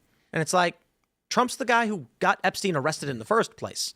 I'm not suggesting he's done a good job and Bongino and Cash have done a good job on Epstein, but it was Trump's administration where they actually went to the jail and they got him and all that stuff. Believe whatever you want. But now that Trump is the power, they immediately no longer trust him. Yep. And anybody who is still with them is part of the conspiracy. This is the issue in this country. At the time, you have, I think, largely Donald Trump, I would say, monetized this in a sense. Sure. I remember I was at a Best Buy, and this is back in like 2019. And some guy was like, "Oh, hey, you're Tim Pool." And I was like, "Yeah." He's like, "Hey, nice to meet you. I watch you all the time." And then immediately started asking me about child sacrifice and consuming brain. And he was like, "These Democrats are like, they're drinking, like they drink the brain, the spinal fluid." And I was like, I don't think so. I was like, that's not really anything we've ever talked about. At the time, because we were calling out the lies from the establishment for which Trump was the underdog, those people who believed in the creative conspiracies were aligned. Yeah. Now that Trump is the upper dog, they now go, aha, it was Trump the whole time. Yeah. And now anybody who defends Trump is part of it. It's a psychological defense mechanism, though. We see this all throughout, like, sort of the human condition. People want to believe that they're in control when they feel like their lives are out of control. They, one of the things that they can do to sort of maintain sanity is like adopt this view that they are the smartest person in the room, right? That's the only reason that they're in their situation, because everyone else isn't as smart as them and they know, and that's why things are the way they are. And it's a sense of comfort for them, I think. I want to stress, there are people who believe that Charlie Kirk had electromagnetic powers. This is not a joke. Yeah. I mean, Candace has claimed. He didn't, though, right? He did not. Okay. Well, to be honest, I honestly don't know. Sure. I honestly don't know. My general understanding is that most people, as far as I can tell, I've not witnessed any electromagnetic powers. If they exist, I'm certainly jealous. But Candace has claimed that Charlie Kirk had the ability to turn off streetlights, that he would walk up to them and turn them off with his mind. Oh, wow. That that they both have the ability to astral project. And that they were both part of... What is astral project? Astral project. What is astral project? Astral projection is when your spirit can leave your body and explore the world by flying around. No way. Yeah, or you can navigate the You can spirit like kind realm. of do a self-advance. That's She really claimed, out of body. she claimed that they were both part of the fantastic. same government experiments as children. Oh, wow. Oh, I Yeah. didn't know. Oh, that's sad. And there are people that watch every episode and they're like, whoa, that proves it. I did not know she was experimented on. I think all of those people are mad at me for Flock, by the way, because they're in my replies right now. What about? Just I'm relatively pro Flock, and that has pissed the tinfoil hat people off. Well, Flock is bad, but the issue is that Flock is also First Amendment. I made this point in a piece I wrote about it. I also think it's has potential to do some good, and if we regulate it appropriately, it can do I don't think lots so. of good. Oh yeah. I think it's Nope. already helping find. I've not thought it through, but I'm going to tell you you're wrong because a cohort of conspiracy people will send me praise and money if I just say That's Flock right. is bad. Yeah. I agree. I think there are some areas. So when we had the shooting, we had pitches come in immediately, like install Flock cameras, because then you'll know exactly who's doing it. And we ultimately decided not to do it. The issue is Flock cameras absolutely will result in Fourth and Fifth Amendment violations, and they already have. That's Give the me an problem. example. The woman who the cop went to her house and said, "You're getting a summons for stealing a package because Flock said you did." And she said, "I was not there." And it turned out she wasn't there. But Right. here's the thing. When Flock says confirmed and an administrator says go issue the summons, the police don't review evidence. Right. But So that's when- is that on Flock though? It's not on the Yes. technology? Why? It is on the technology because cops will also, it's a guarantee that police will violate our Fourth and Fifth Amendment rights. We just want them to be, we want this to be mitigated Sure. in some way, accounted for. With Flock, you're saying let's crank it up to past 11. It's gonna happen at scale now. It's already happening. Did you see did you see the auto blogger who got pulled over and accused of stealing a car at gunpoint with his wife? Yeah, it was They could have shot and killed the guy. the car was left on the hit list, right? No. The Flock camera misread the license plate, and No, I think it was a typo on the part of the person Flock- who entered the Incorrect. license plate. The flock camera scanned the license plate, which was a temporary plate which had 3 big numbers, 2 small numbers, and then 3 big numbers. And the flock camera didn't see the small numbers, so it entered the vehicle in as the wrong license plate. They were looking for a stolen vehicle, so when the cops scanned the plate, flock said, that's the guy who stole the car. They draw their guns on some bumbling white middle-aged guy with his wife. Look, that's bad, but that's not a Fourth or Fifth Amendment violation, right? Like when the police make a mistake, right? That's Except not the police didn't that's not make a mistake. constitution. Well, yeah, I mean, they No got the wrong human car. made a mistake. Right, a but machine Sure. flagged it. No one was. But the because machine system- didn't pull the car over. The Right? system machine being didn't take the action. the system being put in place doesn't have the mechanisms by which humans must check and balance it in that way, and it's not possible to. What do you mean it's not possible? If a person witnesses let's say there's like young black guy is seen in a white tank top and black shorts, smashed a window out, jumped into a car and took off, and the person says he stole my car, here's the license plate, here's the car description. Yeah.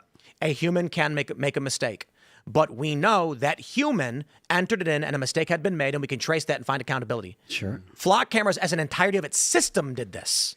And no human had the capacity to intervene between the machine deciding someone was a car thief who was a violent, dangerous murderer. The humans all just assumed it was the case. And here's the point. We can hold that one human accountable and say they're not fit for this job. Let me ask you this. Yeah. If a police officer inputs the wrong data that results in these things, how many times until you fire that person? Oh, I think pretty soon. I mean, especially if it turns out bad. 3 times? Yeah, sure. Okay, then how about we pitch this? When Flock does this 3 times, we'll shut it off. But why shut the whole thing off? There's so many Because it's a singular technological entity, the same as a person is. If a person is making a mistake, we fire them. If Flock is making a mistake, we fire them. right, but technology is gonna make mistakes when you Correct. begin it, right? So but it's also gonna do really good things. Like for what? example, there was a woman the other day who was driving for Instacart, right, making a delivery. She had I think a 2-year-old child in the back seat. She gets out of the car for a few seconds to bring the groceries to the front door. Carjacker hops into the front seat, takes off with the kid. Right. Frantic 911 call. Obviously, every mother's worst nightmare. They find that car within a few minutes, recover the child safely because the car got a hit on a flock camera. They were So this would be... So I would argue that your stance is the Otto von Bismarck stance and mine is the Benjamin Franklin or Blackstone stance. Oh, I don't think it's the Blackstone stance, really. The Blackstone stance is No, that it's better... Indeed. The 10 So the idea that we should have a mass surveillance system that does, in numerous instances, falsely accuse people of serious crimes because sometimes... not sometimes, exponentially more times than How many that. how many people is it worth being falsely accused of serious crimes, jailed for some? No, but they didn't get jailed, right? Like if you're the subject of a I'm asking felony you, though. stop, I didn't say they weren't. I'm saying how many would you accept? I would not. I mean, I guess as many as we accept now, right? I mean, like there are innocent people who are convicted under our current system. Yeah. Right. It's not perfect. let's- right. So let's put it to perfection scale. can't be the standard. Let's bring it to scale. But it's already at scale. Like this is one of the problems I have with the way that the flock debate's being sort of run. The fact that we're even calling it the flock debate, right? Flock is a brand of a product. The product being ALPR's automated license plate. Right. And there's actually other companies too. And Tons when of other Flock got companies. protested, they just adopted the right company. So like these things they're not new. Like ALPRs have been around for a really, really long time, right? Like the NYPD first launched ALPRs in New York City in 2006. In 2012, Ars Technica was warning us that, ALPRs were already taking millions of our travel records and we're going to extinguish our privacy. That was 14 years ago. Isn't the issue with the modern version of these ALPRs? Isn't it the AI behind it that causes I don't think the that biggest really problem? changes things for a couple of reasons. One, the AI has been integrated into ALPRs since probably 2011, 12 in that rate. So that's not new either, number one. But all the AI helps it do is better identify other vehicle features beyond the license plate, like the make, model, color, a bumper sticker. If there's like a dent in the back right bumper, it just makes it easier to identify the car that you're actually looking for. Now, it is possible that you might end up looking for the wrong car because of human error. And it's possible that the technology may, in however many million, correct hits, get something wrong. The question is like, how much of the benefit should we just throw out the window especially when we're living in a time where police departments around the country are like struggling. I think this with is retention. Like that's a the question that we have right now is it's like the traditional liberal argument versus the moralist conservative argument. Whereas we all, so I often put it like this: principles aren't a real thing, and consistency is not a real thing. And conservatives tried to play this line for a long time, and they were completely wrong, and it made their arguments weak. The left's argument is there is no truth but power. They will say whatever they have to and do whatever they have to so that it benefits their worldview and their way of life. So the question that I have to ask people is, do you think that parents should have final say in the healthcare of their child? yes. You think they do? So when the parents, so no. Well, I mean, I guess it depends on what. Like, do I think that a parent should be able to not take an infant? No. Hold on. Sick. Like, Should parents have the final say in the healthcare of their children? Yes or no? I don't think that's an easy yes or no question. I mean, Well, if no. It's actually fairly simple. If you're saying I can't answer that, then you're saying no. Final say is an absolute position. Conservatives maintained. Yeah, but healthcare isn't defined, right? Like, so do I think that parents should be able to say, like, no, I don't want my kid to be on this vaccine schedule? Yes. Do I think that parents should be able to... You're explaining the point perfectly. Like... I am asking you if you would take the absolute position that parents have the say over their children's health care. Because conservatives maintained during the era of COVID, the answer was always yes. Right. And then when the issue of children deciding to give their kids sex changes came up, they immediately said no. The government should intervene in that instance. The point is, the question of whether or not parents should have final say in their children's health care is not a yes or no. There is no absolute. It's depending on your moral worldview. So the question on flock cameras is, you can't quantify benefit versus detriment. The question is on our morality. Do we as a nation decide to live in a world where everywhere you go in your car, the government knows? It's not. There's just... We don't live in that world. We're not even close to that world. Right? Do we want to put flock cameras up everywhere so that no one wants to put that's like that? That's not even the term of the debate, right? Like flock. Take New York City, which has probably the densest coverage of flock cameras in the country.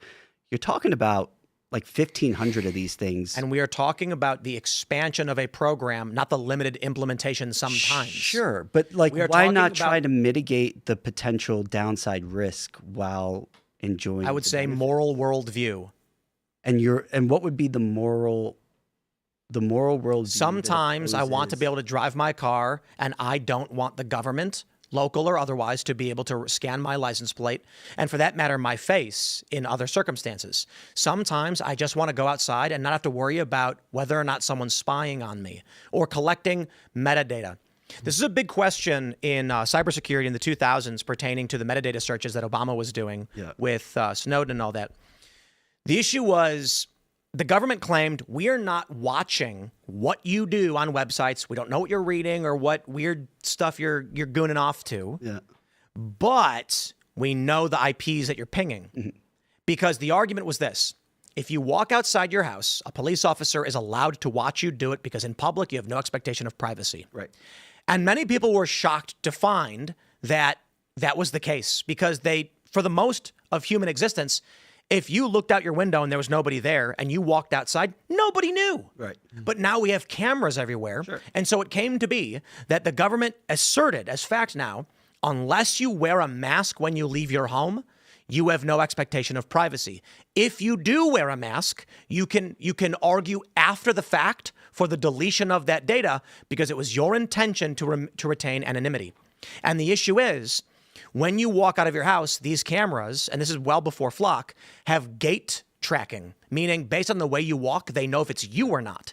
So there was a court case where they said, if you leave your house wearing a mask, you've expressed the intention to obfuscate your identity. After they collect those videos of you on these cameras everywhere, you can then file to have it deleted under the expectation of privacy because you're wearing a mask. What we are building now, and Flock being one stepping stone of this. How would they know it was you? Gate tracking. Right, but you would then have to tell them like, oh, that's me. No. With the mask. So gate tracking is you walk out of your house not wearing a mask, right? Right. And they see the way you move. They see the gate. So then when you walk out wearing a mask, the computer says... How many people in the country have their gate like known to an entity? Does it matter? This was part of the court case, and the question is, do you want to live in a world where we expand that or not? It's a moral question, not a quantitative question. And I feel the quantitative questioning is a distraction. The point is, the U.S. courts ruled we can take all of the data from your internet searches so long as it's just the websites you're visiting and not what specific things you're looking at unless we have a warrant. Here's the problem. When they collect 3 gigabytes of all the websites you've gone to, they know exactly what you're looking at. So it's likened to, I watched you walk out of your house, then I followed you until you walked into an adult bookstore, and then I watched you walk out with a couple of items. Right. I know what you're doing. And because I watched you do it, I can tell everybody, and that's bad for you. And then what happens is the person goes, I expected some degree of privacy. I didn't think anybody was going to spy on me. And the court said, listen, you're out in public. People can watch what you're doing. Sure. Have a nice day. We got into the cyber world, and they said when you go website to website, your computer, it's in public when it's pinging these servers. So if people are tracking your metadata, the government is, and we can then piece together after the fact, we now can build a profile, but that's your fault. You have no expectation of privacy. Sure. When right now in this world, you can walk outside and with a substantially much less expectation of privacy, still to a certain degree, expect that if you leave your house and go to the store, most people probably aren't going to know. Okay. Do we want to expand a surveillance state through the ubiquitous use of these license plate readers so that everywhere you go, a database is being built of everywhere you've been? Yeah, I just don't think that's happening. And I don't think it's even possible to happen. This is so let's have the actual debate on the issue instead of you questioning whether it is happening right now. Because the question I asked is, do we want to start building that world? No. Yes or no? No. The answer is no. Okay, so I oppose the flock cameras for that reason because the snowflake doesn't blame itself for the avalanche. So you oppose flock cameras because at some point in the future we might possibly get to this kind of thing, assuming that enough parties have interest in doing it and then make it happen successfully. Because before any, you're asking, I'm watching a guy laying bricks in front of his house, and I said, I don't think you should be laying bricks because eventually we're gonna have a wall in front of this property we don't want. And you're going, well, maybe in the future there'll be a wall. The problem is once the wall's built, you can't tear it down. So how about we just say, stop building the wall? We may not even get there, right? I mean, like there's already a massive backlash. Which again isn't the argument. The issue is, if somebody is building something we don't like, do we say, go ahead and build it, we'll figure it out later, or do we say, stop building it? I think we've kind of already gotten there, brother. I mean, like just your cell phone, right? There's like tracking exponentially more about. And this is exactly the point I am making. But it's also, is there a resistance to the ubiquity of spying technology, or do you capitulate? No, I think there's been resistance. I mean, look at Carpenter, look at Chaudhry from the last Chaudhry in the last Supreme Court term, Carpenter in 2018, right? Like there are protections in place that I think will adequately keep us Yet they haven't. on that. But they have. So let's take a look at like Amazon devices. Yeah. There was a case where police were able to subpoena an active recording from an Amazon, I'm not going to say the name because it'll turn on for everybody listening. And then everyone started saying, how was it recording? Because people didn't realize that in order for voice activation to exist, all microphones must be on at all times. I turn it off in my house. You can't turn it off. Yeah, you can. You turn off the microphone. So you think you can? So like the speech recognition devices, like Amazon. No, Google Nest. Right. These objects that are activated by voice, you can't turn them off because they are the function is the voice activation.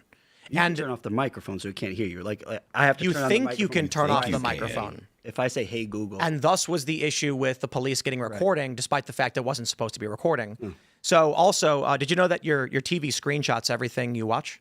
Interesting. Yeah, modern smart TVs will take a screenshot of everything you're watching every few seconds and send it to advertiser networks. So, like, aren't these things exponentially more concerning? They are all extremely bad. But I tell you this: so my TV screenshotting what I watch is annoying. Sure. Cameras being put up around my neighborhood that will put in a database my license plate all of the time. And delete it after a few days. For the government. Again, now that's an assumption. No, it's, I mean, the default setting for a flock camera is to delete after 30 days. Most jurisdictions either stick with the default setting or cut it down. I think in New Hampshire, it's down to 3 minutes. That's a faith argument. Why is that a faith argument? I hope they do is not the issue that I'm bringing up. Well, it's that they're doing it, right? I mean, part of the reason they're doing it. You don't know that. They're serious. Well, you're hoping that they do. In the same way faith that argument. no one knows any, right? Like, but then what we do know is people are putting up cameras that automatically track our license plates all over the place. Not all over the place. No, they're literally all over the place. They're there are And strategically placed again, at, like, all entry over the points and place exit is a points. nebulous argument because we haven't defined the quantity of all over the place. There are I'm saying, 120,000 of them in the whole country. yeah, I think it's bad. 120,000? Something like that, yeah. Holy But, F. I mean, there are like 1,500 in New York City, which I think probably has the densest coverage. There are 80,000 street segments in New York City, That's and horrifying. only 1,500 of these cameras. That's Like, bad. I don't think it's bad at all. I mean, I think it's fascinating that like when you're recovering missing kids, when you're recovering stolen vehicles, when you're arresting and apprehending serious crimes, those who would give up think essential that's good. liberty for a little bit of security deserve not a neither little and bit will of lose security, both. and I don't think it's an essential liberty. I don't Certainly think, is liberty. I don't think driving your car on a public roadway without anyone knowing it is an essential liberty. One of the I don't think greatest the Constitution says it is. One of the greatest arguments for the problem of the surveillance state is that throughout U.S. history, there have been instances where things that were illegal were made legal. Prohibition being the greatest example. If no one could drink alcohol ever again because of the ubiquity of a surveillance state, how would the people of the United States known that they actually like and prefer having alcohol? It was only through the illicit activities and speakeasies and illegal transfer of alcohol did the American people know we want this, it must remain legal, and we have to overturn prohibition, and they did. I think they knew it before. If there was if we build this, as we are building it, mass surveillance state for the purpose of stopping crime, which is what you're describing, the question is, what crime do we eventually see people get arrested for? Well, this is so. this Let me is give you a this great is example. This is a legit. In some instances, not wearing a mask would get you arrested. yeah. No, and so we're going to live in this world where we advocate for the expansion of a surveillance state, and then one day they will declare a national emergency and say, if we catch you fraternizing another person, like during COVID, you go to jail, and then there will be a camera on the street corner, and you'll go, oops, why did I advocate for that? Yeah, like I think we were already kind of had that opportunity and it didn't happen, which is encouraging to me, right? What Like, didn't happen? COVID happened. Yeah, but ALPRs weren't being used to enforce mass. Now imagine how bad it would have been if we had all of these cameras everywhere, We had 'em. utilized by governments we had them. in mass. We had them in mass. I'm gonna. This is it's difficult because Like that happened. You're not Right, like, arguing what I'm saying. COVID happened. Do you with- want to build the world where these cameras are ubiquitous and a COVID scenario happens? I don't think anyone wants to build the world where the cameras are ubiquitous. I don't even think that's the goal for anyone. Like, So do we there's a put? certain Okay, so how point about at this? which- How about we say there's 120,000 in the United States? We put a moratorium on any more why? because we don't. You agreed, right? We don't want to build a world where they're ubiquitous. Right, but I So don't let's think we're set- anywhere so- close so- to ubiquity. so There are tell- 120,000. So in what's the country. your You know how big number? the country is. I What's don't your- know. I don't know. Well, if we're going to compromise, and my argument is I don't want any of them, and you say we don't want to build that world of mass ubiquitous surveillance, Right. let's determine the amount that we're okay with nationwide, and then put a moratorium on them. I don't know. I think that's a weird argument to make. I mean, what number would even give you the kind of? I think Zero? I think cities should have the kind of coverage that New York has. I think New York has had this number for a really long time. It's probably going to stay pretty close to that. So would you be happy that's a if good every street corner in the country had these cameras pointed in each I direction? don't think it would make sense to have one in every street. That's not what I asked in you. the same direction. No, because it would be a waste of money. Okay, so we can count the intersections in this country, and we can certainly say the amount of flock cameras should be restricted to somewhat less, to a number less than that one. Sure. So there is a number by which you'd say we should not legally allow any more. Fine.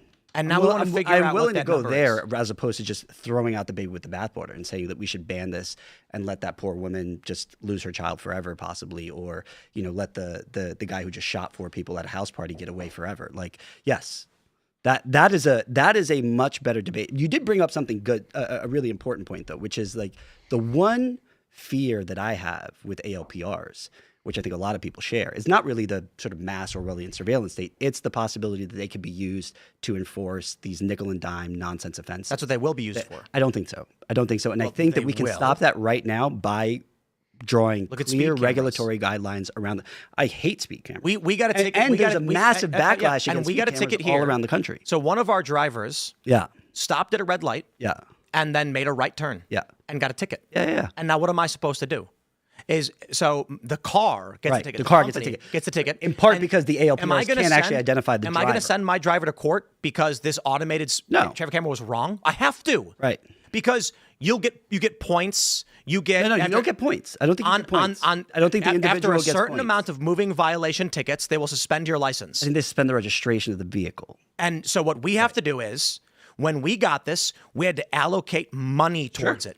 Yeah. Because they screwed up. I do not like that world, I- nor do I think we want to live in what that world will be as we expand these machines. I agree insofar as I do not want to live in that world. I think that we can regulate our way out of that world by drawing clear lines around how you use this technology. I think we can say, yes, you can use this technology to find shooting suspects. Yes, you can use it to recover stolen You think that the vehicles. legislative Yes. branch has been successful in their efforts over the past Yeah, 10 years? I mean, look, some of the legislative branches at the city level, at the state level, are already banning these things just in response to the backlash. I think, like the idea that we don't have responsive politics, I think, is silly. Like there is responsive politics. What I want to do is I want to inform the debate in a way that gets us to the best possible policy outcome. I don't think a good policy outcome gets us to a place where the guy who takes the car with the 2-year-old in the back gets caught. If I may, that is the won't someone think about the children fallacy. But it's not a fallacy. It's a concrete reality that we live in.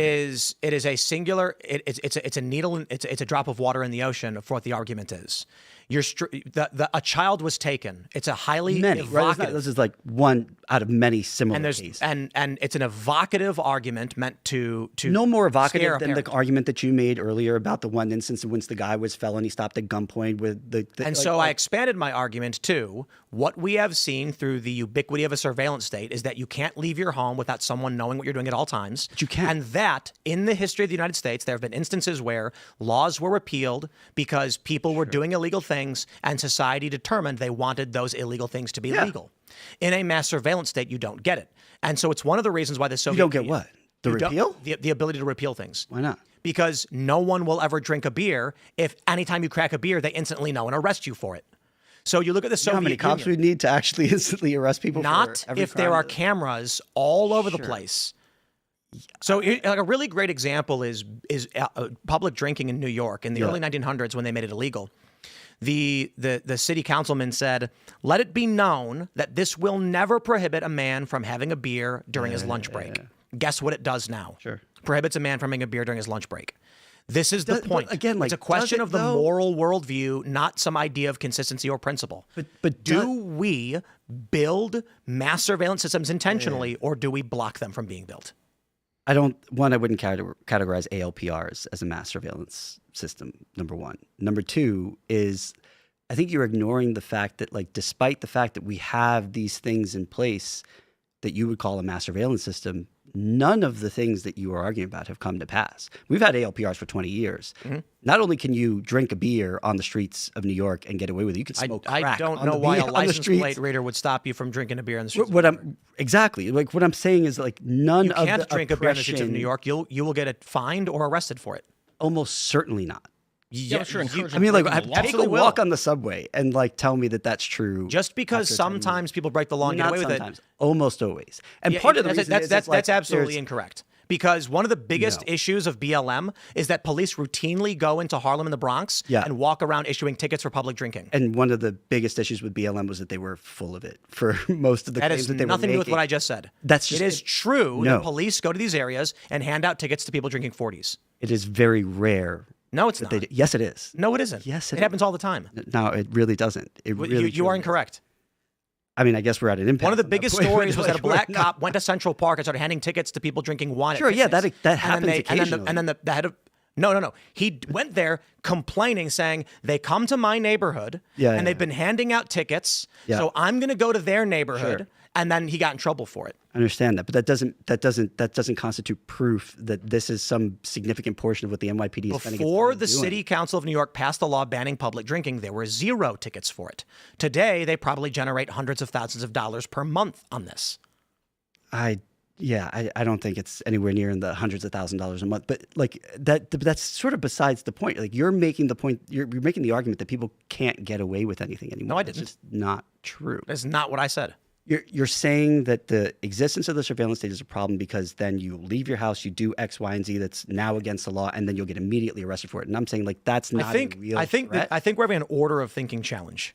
I am saying that when you put up a single camera, we call that a snowflake. The snowflake is not an avalanche. Sure. What that camera does is probably immaterial for the most part to a massive society like the United States with 330 million people. Then you put up 2 cameras. At what point do those cameras make a heap?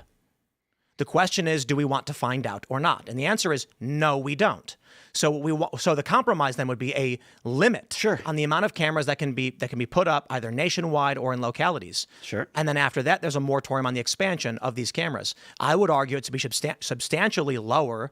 And your argument is it's not going to happen anyway, so who cares? No, my argument is that we can and should think about limits carefully, constructively, and over time, and have that debate in good faith. What I don't want to see is what people are pushing for now, which is saying just get rid of them in their entirety because at some point in the future, this could be bad. I think that is a bad way to make policy. I think it's going to have disastrous outcomes like for what? real people. Like was life bad before it? Life was worse. Certainly would have been worse for that mom without her kid, right? It certainly would be worse where, like, there are legitimate cases of shootings that result in clearances because the cars generate a hit on a ALPR. That's a good thing. Do you think society would be better if just like all crime was tracked? Anybody who committed a crime, we could catch them, like we just see what they were doing? No. Well, like what is the limit that you'd be willing to accept that criminals can get away with crimes? I think we're really far away from that possibility, but I don't know that I have an answer to that. I mean, like, yeah, there's a limit. Like, I don't want every aspect of our lives open to everyone. I don't think that's a real threat or possibility at any point. What do you mean? I mean, there's capacity challenges, right? Like, you need enough people to actually do the enforcement. You need, for ALPRs. You don't. Yes, you do. Who's going to make the arrest? You don't need to make. You get a summons. You get an email that says you've been summoned to court. Okay, and then if, let's say, 1 million people get summonses and 999,000 say we're not paying and they plead guilty, and then they get a fine let's say for they're petty not paying offenses. And did you know that if every single person who was facing a criminal charge opted for a jury trial, the system would it collapse? will collapse. Absolutely. Indeed. How does the system operate? They don't have enough judges or courts to maintain all these criminal trials. How does it operate? Well, people, Plea bargains. right, because they're guilty. So right? so Like, it's the kind of innocent like people are not plea bargains. it's kind of like when the liberals were arguing for Biden's 88,000 IRS agents, Yeah, and they said they're just going to go after those who are not paying their fair share, right? sure. And what did they do? What did the IRS agents actually do? No idea. They went after working class people. Okay. So people started getting letters in the mail saying you owe $70 here and there. And these working class people, whether they did or did not owe it, had no ability to fight that. So what did they do? They paid it. Really? And the Biden administration was able to recover a large sum of money from working class people under the guise they'd go after the billionaires, because these systems only ever go after those who don't have the means to fight. Because I'll keep it real simple. but what I happened- guarantee you, when these cameras are up on every street corner not gonna in Washington, D.C., and I'm being hyperbolic. Right. When you have a large quantity of them in D.C., I guarantee you I'll be able to make a phone call and say, anytime my license plate comes up in that database, it's immediately deleted, scrubbed, and the machine acts as though it never saw it. It will scan the plate and immediately say disregard. I can guarantee I can make that phone call. Can you? Can my neighbor? We were going to have power lines. They wanted to build data center power lines through this area. And my neighbors came to me. This is you'll love this one. We get a letter in the mail saying they're going to build a new transmission line, has to go through the area, and it's going to go onto your property. And I'm sorry, it has to happen because the constraints of the community require an expanse of power. But you know what the truth was? It was all going to the Northern Virginia instance, the data center mass system they've got built in Northern Virginia. And so we had neighbors come by, and they said, please help us. Has Tim seen this? And so you know what I did? They made a phone call. And guess what happened? I got a call back the next day. Don't worry, Tim. That line has been moved. Can I just make one point about the IRS thing? Yeah. Didn't Trump get elected and then undo a lot of that? I mean, like, a lot of the IRS has been gutted in a sense, right? Did they fire those people that were I hired? know they fired all of them, but they've certainly redirected, right? Like, what I'm saying is that there was a The point about the IRS agents was not that government agents can't be fired. It was that they bring in these 80-some-odd thousand people under the guise of I stopping understand criminals, and they go after regular working But class you can people. make that argument about every government initiative, right? Is what I'm saying. Correct, and it's usually true. Yeah, I guess that's where we fundamentally disagree. Mises would like a word with you. So The track record of government handling of metadata in particular isn't great. right? Like the history has been, hey, we're surveilling these guys overseas, and in the process, Tim's stuff getting mixed up. We're going to put that aside because, of course, we would have to go to the FISA court. Oh, but by the way, we decided not to go to the FISA court. We're using it anyway, and we're leaking it to the press. So I understand everyone's argument. But I'm saying, like, the history of the government. My argument is less government, more guns. But you got criminals in your neighborhood, and you're worried about the crime they're committing. We should have a right to keep and bear arms and defend ourselves from criminals. Completely. And we need strong men who are willing and strong laws that when I see a dude who robs a house and he's running down the street in work boots, I can stop him without fear that I'm going to prison for the rest of my life. 100% agree with you. But I think the issue with the point that you just made is that people are conflating things like metadata with the ALPR. We've had ALPRs for 20 years. Well, we haven't had the AI advanced technology. We've had that for 15, 16 years. As advanced it. Yeah, the ALPRs and AI got integrated. No, he's talking about the 2011. ability to correlate data. That's new. But these have been networked even That's back not then. what he's talking about. He's talking about AI's ability to correlate data beyond from different servers in different data sets. That's new. Yeah, but it's not really In the changing things, right? late Like, the 2000s, value- a company came out that asked people to go and write down the license plates of vehicles in front of their homes, Yeah. and they would pay you anytime law enforcement or repossessors got a hit. Right. You'd get $25, and it went viral on Facebook with people being like, "This is an amazing way to make extra money." And then immediately there was this massive like, holy, this is crazy. Yeah. A company was telling everyone, it was a decentralized surveillance network.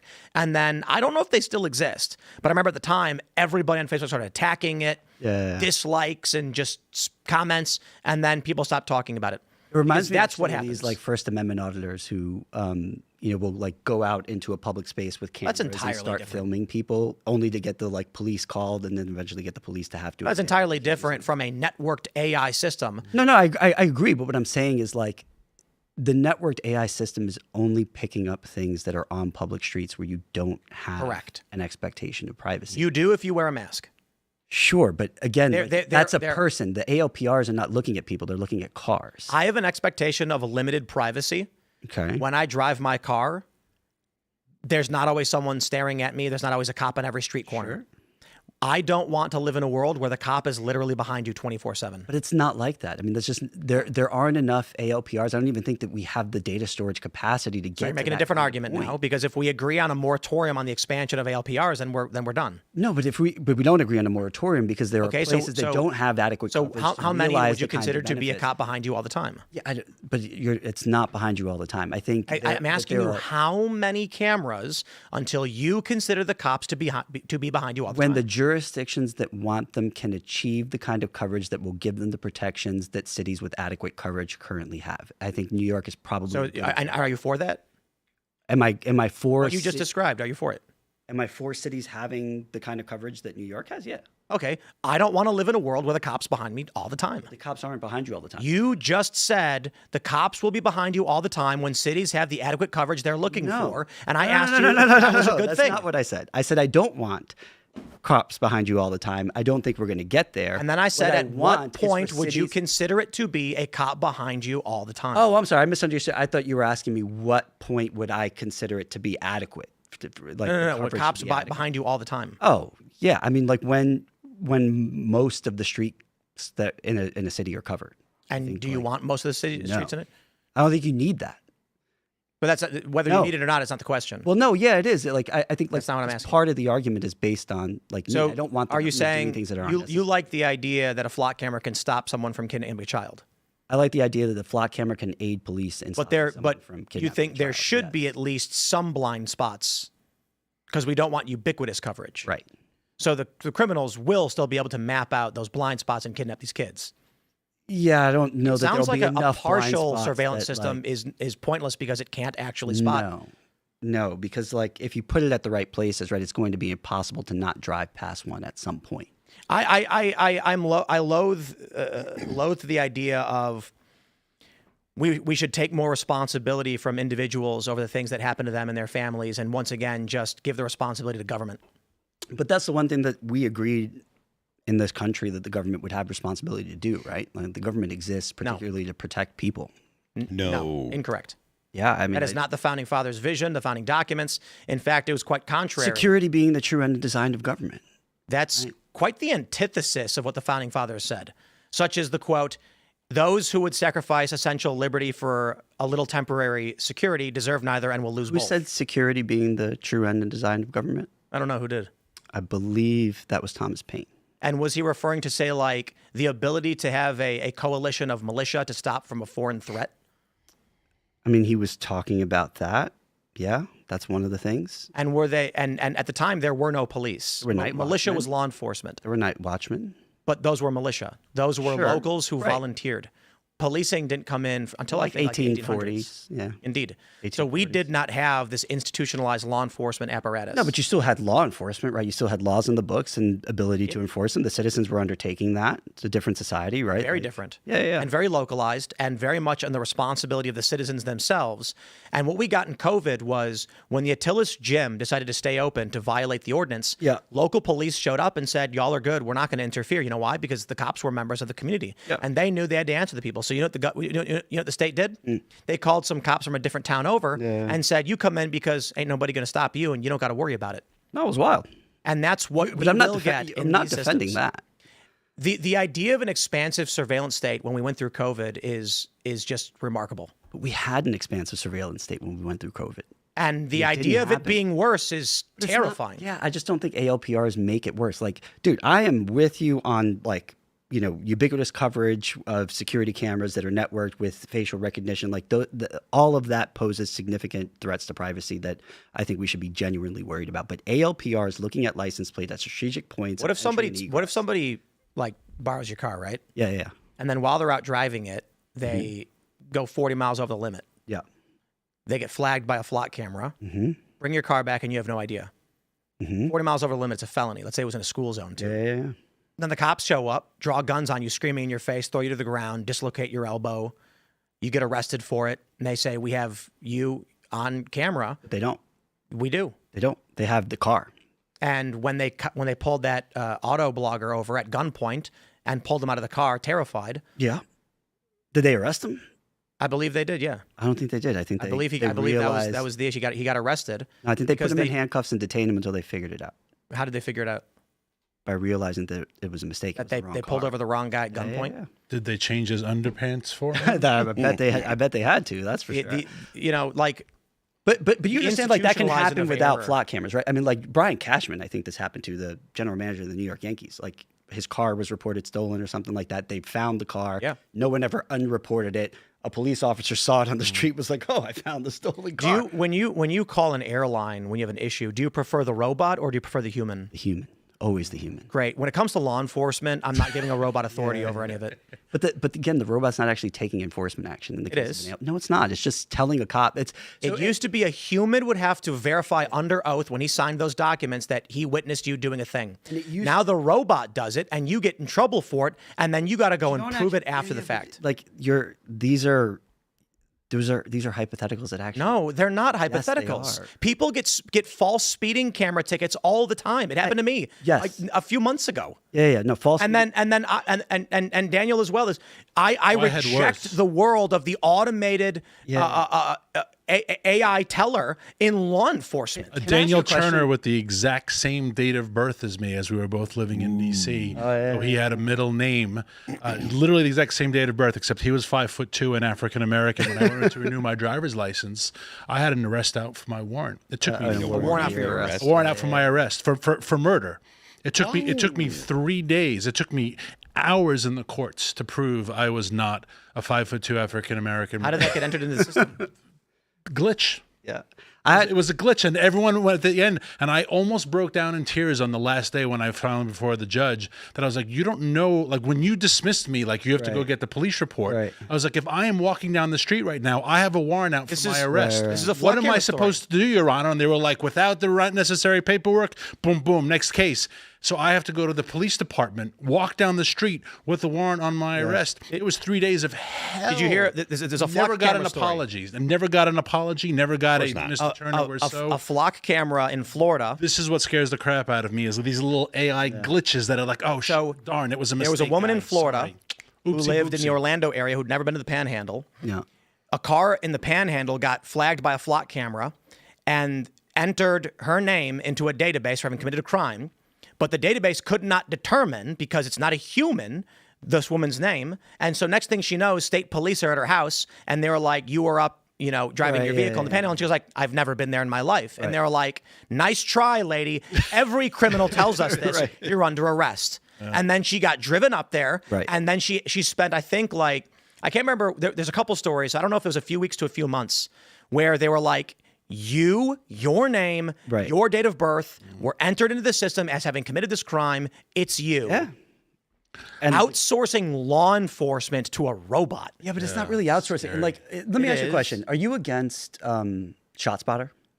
I generally understand. It's acoustic gunshot detection technology, right? So like these sensors that are placed strategically throughout cities, and they listen specifically for gunfire. They're able to like distinguish between, Yeah, I'm absolutely opposed to that. 100%. Okay, yeah, like that's unconstitutional and should not be allowed. How is it unconstitutional? The right to keep and bear arms will not be infringed, and the government singling out gun ownership. How is it singling out gun ownership? It's only if the gun goes off. Yeah. Triangulation position. Right. Is gunfire always illegal? No, not always. And illegal. what then? Okay. Well, in an urban area, I will say likely. this: I think it's bad, but it's a First Amendment issue. You're allowed to listen to things in public, right? But you're also allowed to watch things in public, and you can go indeed. And that's the issue with Flock. I think it's bad, but it's a First Amendment issue. That you have a right to put up a camera and watch things. Right. So it is a bad thing, but it's protected by the First Amendment. But you think that ShotSpotter is also a bad thing? For the same reason, yeah. Yeah, I mean, I just most of the shootings in a lot of like high shooting neighborhoods don't have accompanying. Tell me about the gun laws in high shooting neighborhoods. They're awful in a lot of places. You mean they're very restrictive? In some places, yeah. In almost all of them. Yeah, less so now after probably Bruin and literally everything. all of them. Less so after Bruin. I mean, Bruin's really kind of leveled the playing field. Yeah, no, like in Chicago, if you have a magazine that can hold more than 7, it's a felony. 10, more than 10. Yeah, in but Chicago, it's 7. I think it's 10. There are I'm places. pretty sure in Chicago it's 7. There are places in the U.S. I'm pretty sure because my friends live in Chicago and they had to recently. I certainly have more than 10 when I lived in Chicago. This is recent. Criminal. I don't think it's 7. There was a camera that would have caught you. Not in my house. I have to say, and this is going to make me, and I swear I'm a good person. I really am. This is going to make me sound like an awful person, but this is how strongly I feel about this. I would not give up my rights to not be surveilled. I don't care about the child and the mother. Yeah. So Sorry. And if the mother is like, oh no, the child's crying. I'm Quit sorry. burning the Constitution. I am so sorry for you, Mom. You right. should not get out of the car even for a second with a child in the back seat. Let me put it like this. I am so sorry for that mother and her child, but that is how strongly I feel like that. Let me put it like this. I am not giving up my freedom because you're made a mistake. Do you think that the McMichaels in Georgia deserve to go to prison for the rest of their life? Who's the McMichael? Ahmaud Arbery shooting. George Floyd. How about George Floyd? No. Should Chauvin be in prison? I mean, I think he. I don't know. It's a hard case. No. It's easy. Its answer is no. I think it's a hard case. Chauvin should not be in prison. He shouldn't have spent a single minute in jail. Yeah, maybe not. Well, he shouldn't have because he arrived on scene with George Floyd already on the ground. Yeah. I don't think who's on camera resisting arrest. Right. And Chauvin, according to the prosecutors, opted to use lesser force than the continuum allowed. So he chose to do a neck restraint with the knee as opposed to an impact weapon. Yeah. And he went to prison for one reason: he was on camera. Yeah. The camera created bad press He and knew a he was mob. on camera.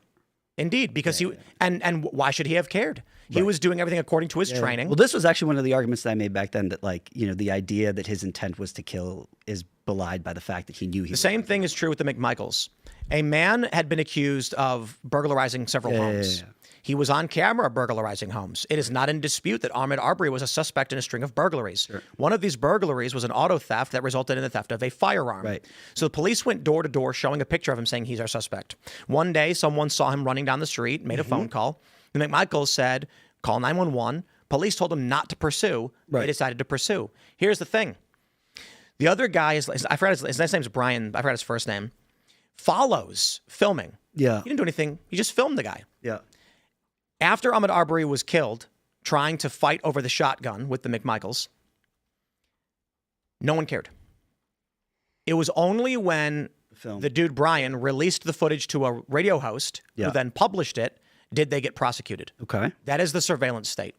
So there may be an But instance. it's not the state. He wasn't. Surveillance state. It's a reference to the ubiquity of cameras and the release of footage, which changes a scenario which otherwise would have been a non-issue.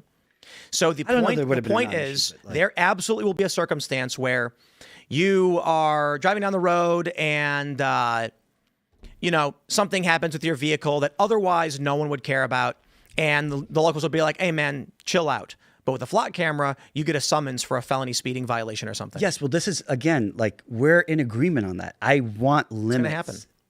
I think it will. I think, first off, it's already happening in some jurisdictions, right? I mean, like, there are jurisdictions that have gotten rid of their speed cameras altogether, that have gotten rid of their red light cameras, that have stopped summoning people for those kinds of violations. I say in my piece on Flock that, like, one of the biggest dangers is that we start using this technology in order to enforce these kinds of rules. I think that is bad. I think that will invite a backlash. And the reason I think it's bad is because it will lead to a place where we completely get rid of all of the possible benefits associated with that technology by getting rid of the technology itself. We're going to try and grab at least a couple of super chats from you guys. We'll go a little bit longer. It was fun. It's an important conversation, so I appreciate it. The Mick Gloan Code says, Tim, not all Candace fans fell for your trick. I didn't. Context does matter when reading. They didn't read the whole message, but it wasn't unreasonable for them to think what they did. I would argue it's unreasonable to assume that your worldview, your myopic news cycle is what everyone is talking to. Now, what if I, in that tweet about roosters, which is intentionally a gag, said at the bottom, the issue of men competing in the NBA is massive, and we're going to be hosting a culture war show where I will moderate this debate with prominent individuals on the left and the right. It would have been a totally legitimate and serious point about a current news cycle item, and the same thing would have happened. So you know what? I'll do it again to prove the point. I could make a post talking about the WNBA and Candace's fans. There's a disproportionate amount of them that don't actually read anything. Hence, they believe that Charlie was a time traveler, had electromagnetic powers, could astral project, was in a secret experimentation program. Or how about this? That a month after the dude released a video where he begged Gen Z to love the Jews killed him. It's just absolute insanity. But you know what? There's a cohort of people that just want to believe the government is always bad no matter who's in charge. My gripe with the government in the Trump era was that they were lying in the corporate press, and they still are to this day. And now that you are being lied to by Candace on a daily basis, here's an example. My brother never tried to kill me. There is no reality where I ever had to flee from bullets from my brother. Candace made that up, but her fans believe it because she just says things. How about this? Her lawyers work in a building with federal agents. Have any of you ever questioned that? Apparently not, because you don't read below the fold. Because you watch her show, you assume it's true, and you've never checked for yourself. Hence the point of my tweet. People saw the quotes, they saw the retweets, they never actually clicked read to see what I was talking about. And I was talking about how J.D. Vance got chickens, and the Washington Post argued that they contacted local law enforcement to figure out if he was appropriately raising those chickens. And considering I'm a big fan of chickens, they're fantastic, I thought it would be funny to play this game with the intention, full well knowing that Candace's fans don't read. They just don't. And that proved the point. Don't get me wrong, you did. Congratulations. I respect it. Some do. But guess what? Most of them don't. So Candace can put out a tweet saying what did she say? The gunshots Tim Pool survived were committed by his brother. That's what she tweeted. It is an outright fabrication. And people started posting pictures of my brother because she's nuts. She's a liar. But it works. It works because there is a cohort of people, a large amount with low IQs that don't want to read the news, that just don't trust the government. My theory, Candace married into the British House of Lords within 2 weeks of meeting the guy. They didn't go on a single date. He called her on the phone and said, let's get married. She then hires lawyers at some point that work in a building with a bunch of federal agents. That's very strange as well. Now she's discrediting the movement that helped Trump get elected, and she's lying about me while telling all of you she's the only one who knows, despite the fact that big tech won't censor her at all, even though she's broken all of the rules. Just weird, isn't it? But none of you have asked that question, have you? All right, let's grab some more. El Jefe Lopez says, you're gay if you don't give money to Tim. Seconded. Shadeup says, while not directly intended, the Electoral College is a check against mass formation psychosis. That is correct. Good point. John Rambo says, the fact is police gave away that they are watching you via your cameras. That's the point. Mythos says, when it comes to flock cameras and their ilk, I am fully prepared to throw the baby out with the bathwater. This is a step towards becoming like the UK. Indeed. Let's see. The Collins Effect said, why are there flock cameras installed in parks? Search for the story. Interesting. Mason says, we're not going to get there, but we are already there. Thanks for making Tim's point. Wait, making time point? Tim's point of it being bad. Let's grab a couple more because we are a little bit over. Ossery says, no one mentioned the sheriff that was surveilling his ex and daughter over 600 times. Remember the story? I think it was Snowden. We found out that a lot of these dudes were gooning to images of women in private because they had access to their cameras. Yeah, I remember that one. Yep. Forced Name Change says ALPR and Flock are definitionally mass surveillance systems. 120,000 cameras is a pretty ducking massive system. I like the autocorrect on that one. Trevor C says, what's the difference between a cop who sees you doing a thing in a camera? I think very little. But I can correct this. The issue with Flock is the AI component of it, where it registers in a system that you committed a crime despite no human witness. Under the Constitution's Bill of Rights, I have a right to confront my accuser. What happens when your accuser is code? Then what? We have an answer to that, which What do you is they don't actually allow you to prosecute the individual, which is why that registered owner of the vehicle gets the summons and it's attached to the vehicle. You don't get points on your license. You don't get no one gets fined. The registered owner. And if you don't pay the fine, what happens? Then they'll suspend your registration. Yeah, correct. So there is a criminal penalty for this violation. It's not a criminal penalty. It's a civil penalty. That's losing your right to drive as the result of a crime, and moving violations. Losing that vehicle's registration. So a moving violation is a crime, right? Right. If they can prove that you committed it, but they and can't use so taking away your ability to drive is a penalty, right? Right, but they're not taking away your ability to drive. When they take away your car's registration? Right. Like if it gets to the point where they actually suspend the registration. How do you get your registration back? Well, you would have to get a different car and register that one. So you lose your ability to drive your car, right? That car. Is that a penalty? Maybe, yeah. Is that penalty the result of a crime? Yeah. So why are you trying to obfuscate the definition of these words, playing some weird game? Well, because we actually have jurisprudence on this. Like individuals are not, like the ALPR captures does not constitute evidence that you committed. Can they take away your registration? Crime. Eventually, if you don't pay the fine, yeah, I think so. So paying a fine is a criminal penalty. This is bad. It's a civil penalty. Is a moving violation a crime? It can be. Yeah. Okay. Are there moving They're violations? not charging you with the crime when they send you that summons, right? They're giving you a civil summons. Over a crime. Over a traffic violation, yeah. Which is a crime. It could be a petty offense or a misdemeanor. Sure. But again, like they're not charging an individual; they're charging the registered owner of the car for the violation. Like it's not attached. I don't understand these word games. Yeah, I mean, I don't need to even ask you, because if a moving violation is a crime and a flock camera automatically accuses you of that crime, putting a penalty on your vehicle, and then. Okay, like you're playing word games. No, I'm not playing word games. You absolutely are playing word games. Crime committed. You must pay money. If you don't pay money, you can't drive car anymore. That's called a penalty. And the penalty is the result of a crime. It's a civil offense, but yeah. It's a civil offense. A moving violation is a crime. If it's, yes, sure. But they're not. It factually is. You go to jail for this, bro. No one goes to jail for an ALPR capture. See, you're once again playing stupid word games. No, I'm just I'm not interested in this fake garbage. Listen. What ALPRs do? Are you paid by them or something? Does Flock pay you? No, but that's is there a I've gotten that question a lot, actually. Yeah, because what you're saying is just so factually insane and insulting to the intelligence of a regular person. I mean, I would disagree. Moving violations are crimes. Yes. If you get 2 moving violations under the 21 in Illinois, they suspend your license. It is a crime. Yes. If you're caught driving after that, you go to jail for 1 year.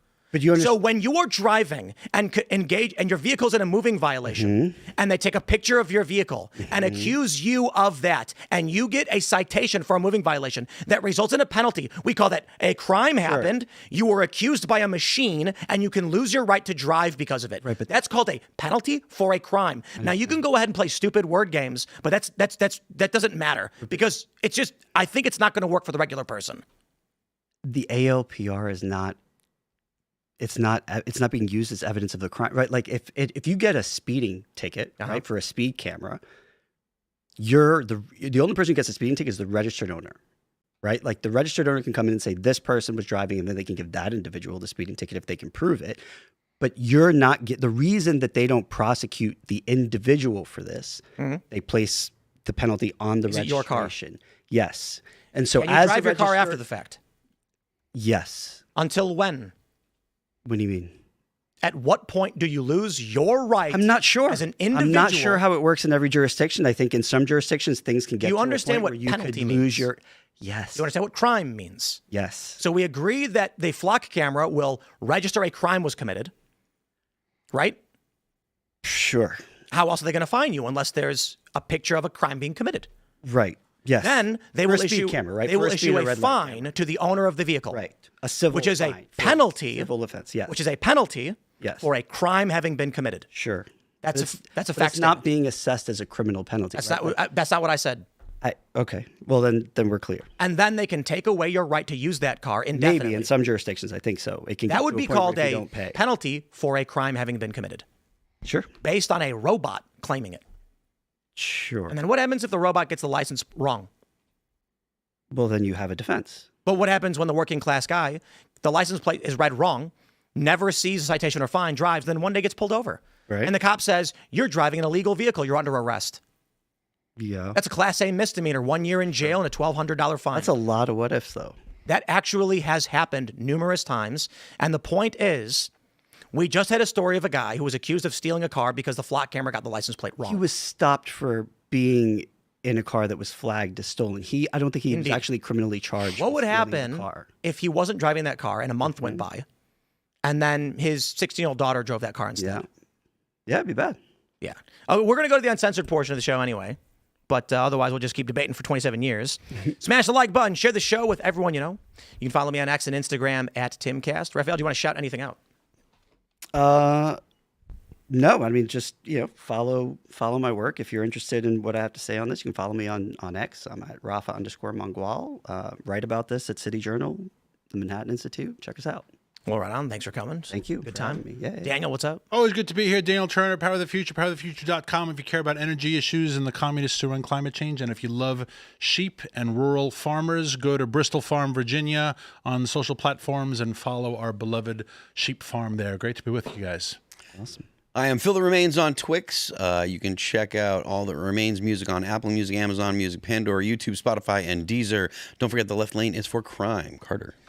Hello, I'm Carter Banks. You can follow me at Carter Banks everywhere and at Carter Banks Official everywhere else. Check out our record label at youtube.com/@Trash Records. Thank you for coming, Daniel and Rafael. Thank you. Let's get into it. We will see you all over at rumble.com/Timcast IRL in just about 10 seconds. Thanks for hanging out.